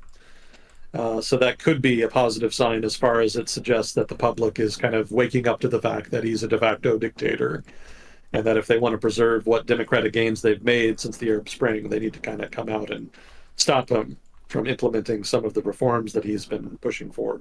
Mm. He's already imposed a lot. He's already got de facto emergency powers. But they can undo the damage at this point. That's still within the realm of possibility. So the president is losing popularity. There are mass protests against him. So that's all positive as far as the health of Tunisia's democracy, such as it is. But that said, Tunisia was also in the news for weirder reasons more recently. So the president, Kais Saied, was in the news because he accused African migrants, and I can just read right from the article here. President Kais Saied accused African migrants of being part of a conspiracy to change Tunisia's demographic makeup. Sounds familiar. That's definitely been a conspiracy theory in Europe and North America as far as the proclivity of governments in the West to kind of open their doors and try to embrace migrants. Immigration has been a big issue over the past 10 years. But I've never seen somebody in North Africa embrace that. Very unusual. Normally, African migrants from sub-Saharan Africa trying to get into Europe might go through Libya or Tunisia, but I hadn't thought stayed. Certainly not to the point where they could change the demographics. Yeah, that seems like something that's very difficult to do. It would take a long period of time. Yeah. So there is some history of, bias against sub-Saharan Africans in Arab North Africa. That's not unheard of. But I don't think anybody's really heard of it being voiced in this manner. Normally it manifests as like individual prejudice, discriminatory laws, things like that. But not so much conspiracy theories. It's a very weird shift there. Not sure it's not really clear what he's trying to do with that statement, basically. It's kind of a mysterious move there. So make of that what you will. I guess as a final note here, in the Philippines, onions have become a symbol of inflation. There's been a lot of inflation around the developing world, but in the Philippines, onions in particular have seen their prices rise significantly. And so now in the Philippines, apparently, onions are associated with inflation. They've become a kind of de facto symbol. The onions have kept us down for too long. Oh, I forgot about Mexico. Yeah, they have that National Electoral Institution reform. Did I talk about that last time? I don't think so. Well, basically, the gist of it is Mexico, since its transition to democracy, has built an electoral oversight body called the National Electoral Institution. I'm not going to try to say it in Spanish because I know I'll butcher it. But it's actually kind of been developed into a pretty reliable institution as far as overseeing the implementation of elections. And it's been a mainstay of democracy in Mexico over the past couple decades. But the current government doesn't really like it. They actually tried to pass a law, I think, a year or two ago, that would have, I think, gutted it for the most part, or even gotten rid of it. But that didn't pass muster constitutionally. So now they're trying to pass a more watered down version of that bill that will basically cut the budget of the National Electoral Institution. So it'll still be nominally independent, but the issue is that they're not going to have the funds to really do all of the oversight activities and to oversee and implement the elections like they would normally, to the point where they're probably going to have to rely more on state governments to help pick up some of the cost. And that de facto gives leverage to the government because the government's party is in power in most of the states in Mexico. So it's kind of a roundabout way of increasing the government's political influence over the operations of the electoral institution here and over elections in Mexico generally. It's not as much power as they were originally going for. Originally, they just wanted to control the electoral institution outright, but they couldn't make that happen. So now they're going with Plan B here, and it looks like Plan B is going to be implemented. So kind of a defeat for Mexican democracy, such as it is. Not a lot anybody can do about it right now, but ideally people in Mexico will kind of see the danger there and try to do something about it in the upcoming elections. But we'll see. In general, this is another manifestation of a trend in Mexico of Obrador as a kind of populist that straddles the line between left-wing and right-wing populism, trying to centralize more power into his own office and into his own party. It's kind of happened intermittently since he took office, but it's a pretty consistent trend that he's tried to centralize power in Mexico. And this is the latest attempt, basically.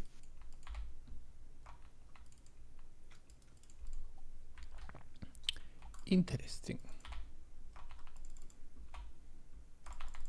Did Chile end up getting their constitution figured out yet? They did. They figured it out. They had the constitutional convention. Uh-huh. They agreed on a new constitution, and they put it up for a vote, and the public voted no. Oh.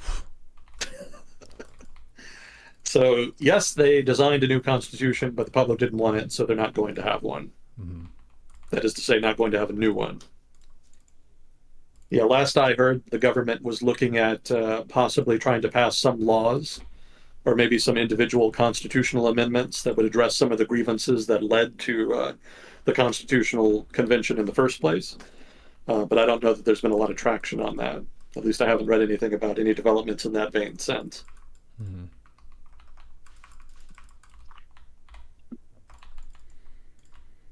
Oh. Yeah, so they don't have a constitution.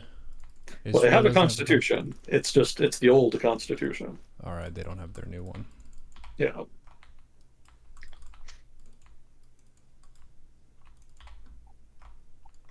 I think that's probably most of that 10-15 minutes. How are we doing? I'm kind of stuck in a game against a stubborn Terran that cheesed me. Stuck again, huh? Yeah, Fair enough. we might be able to press through. We'll see. Let's see. I can take a. Did Sorry, I go tell ahead. you that I tried out Stormgate, the RTS that Frost Yeah, Giant you is wrote an making? article that was making the rounds on Reddit. Yeah, we got a whole bunch of upvotes there. I tried to play it super safe in terms of content, not wanting to spoil specific design choices, at least that were in the pre-alpha that I tried. But it's looking really, really good.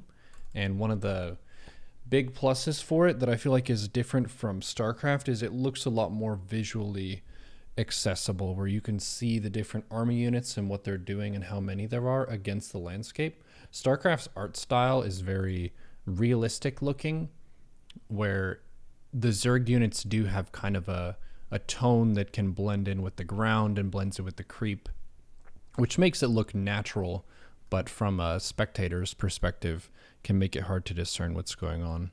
Or for the people in chat, I'll just turn the color to the default setting. I think there's, yeah, this team color intensity.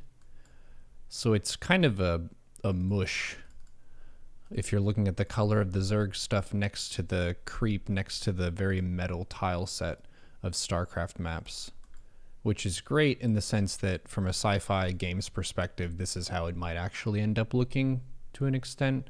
Stormgate is going for a little bit more of a visually poppy style that is going to make it a lot more friendly to the eye of just being able to see who has more stuff where, and also to look at an enemy's army and see what's in their army.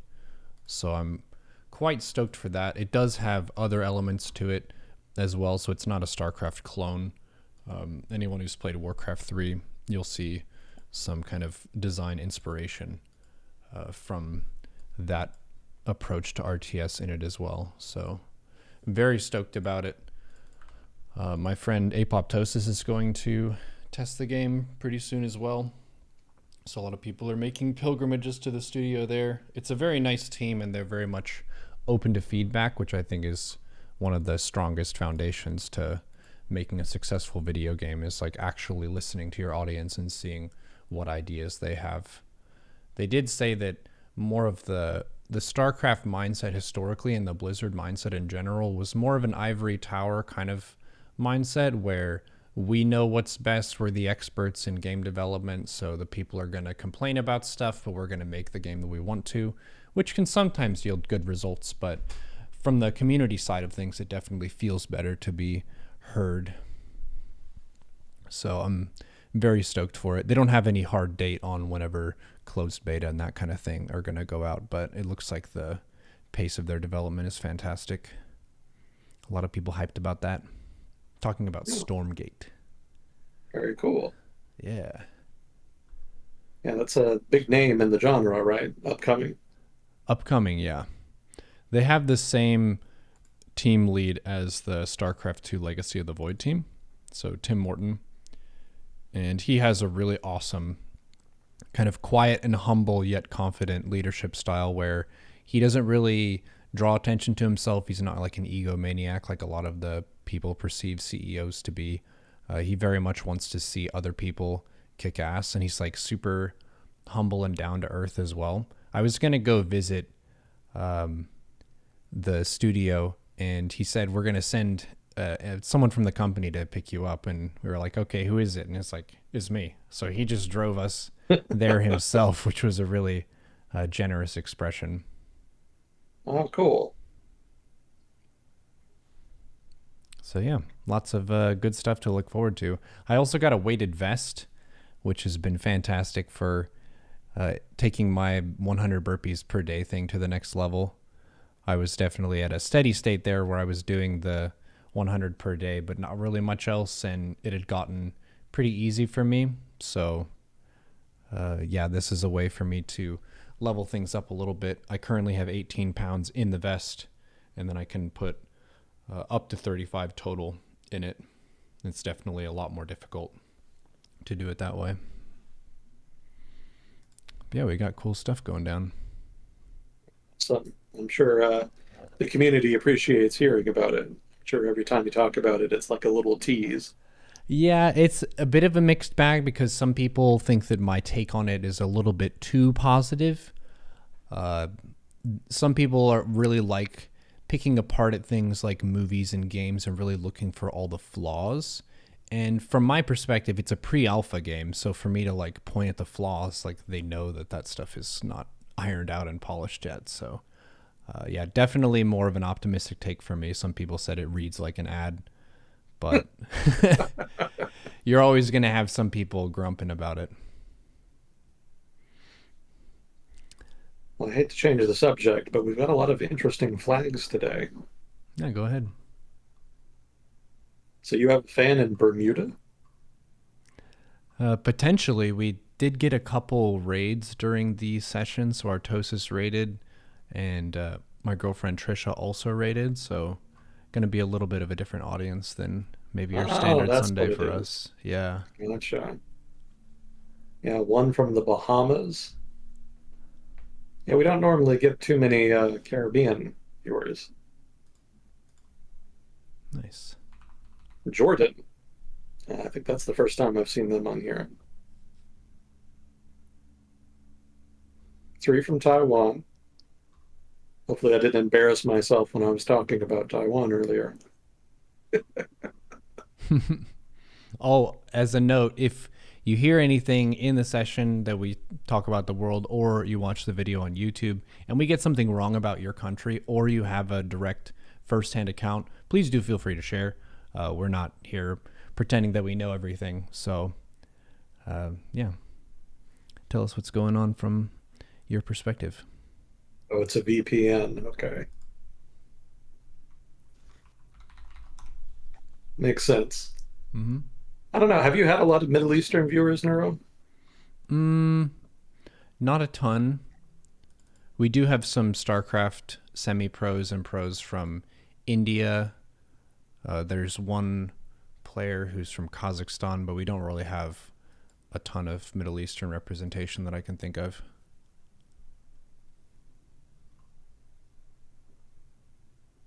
There's one Kazakhstan, or perhaps a VPN in Kazakhstan, as the case may be.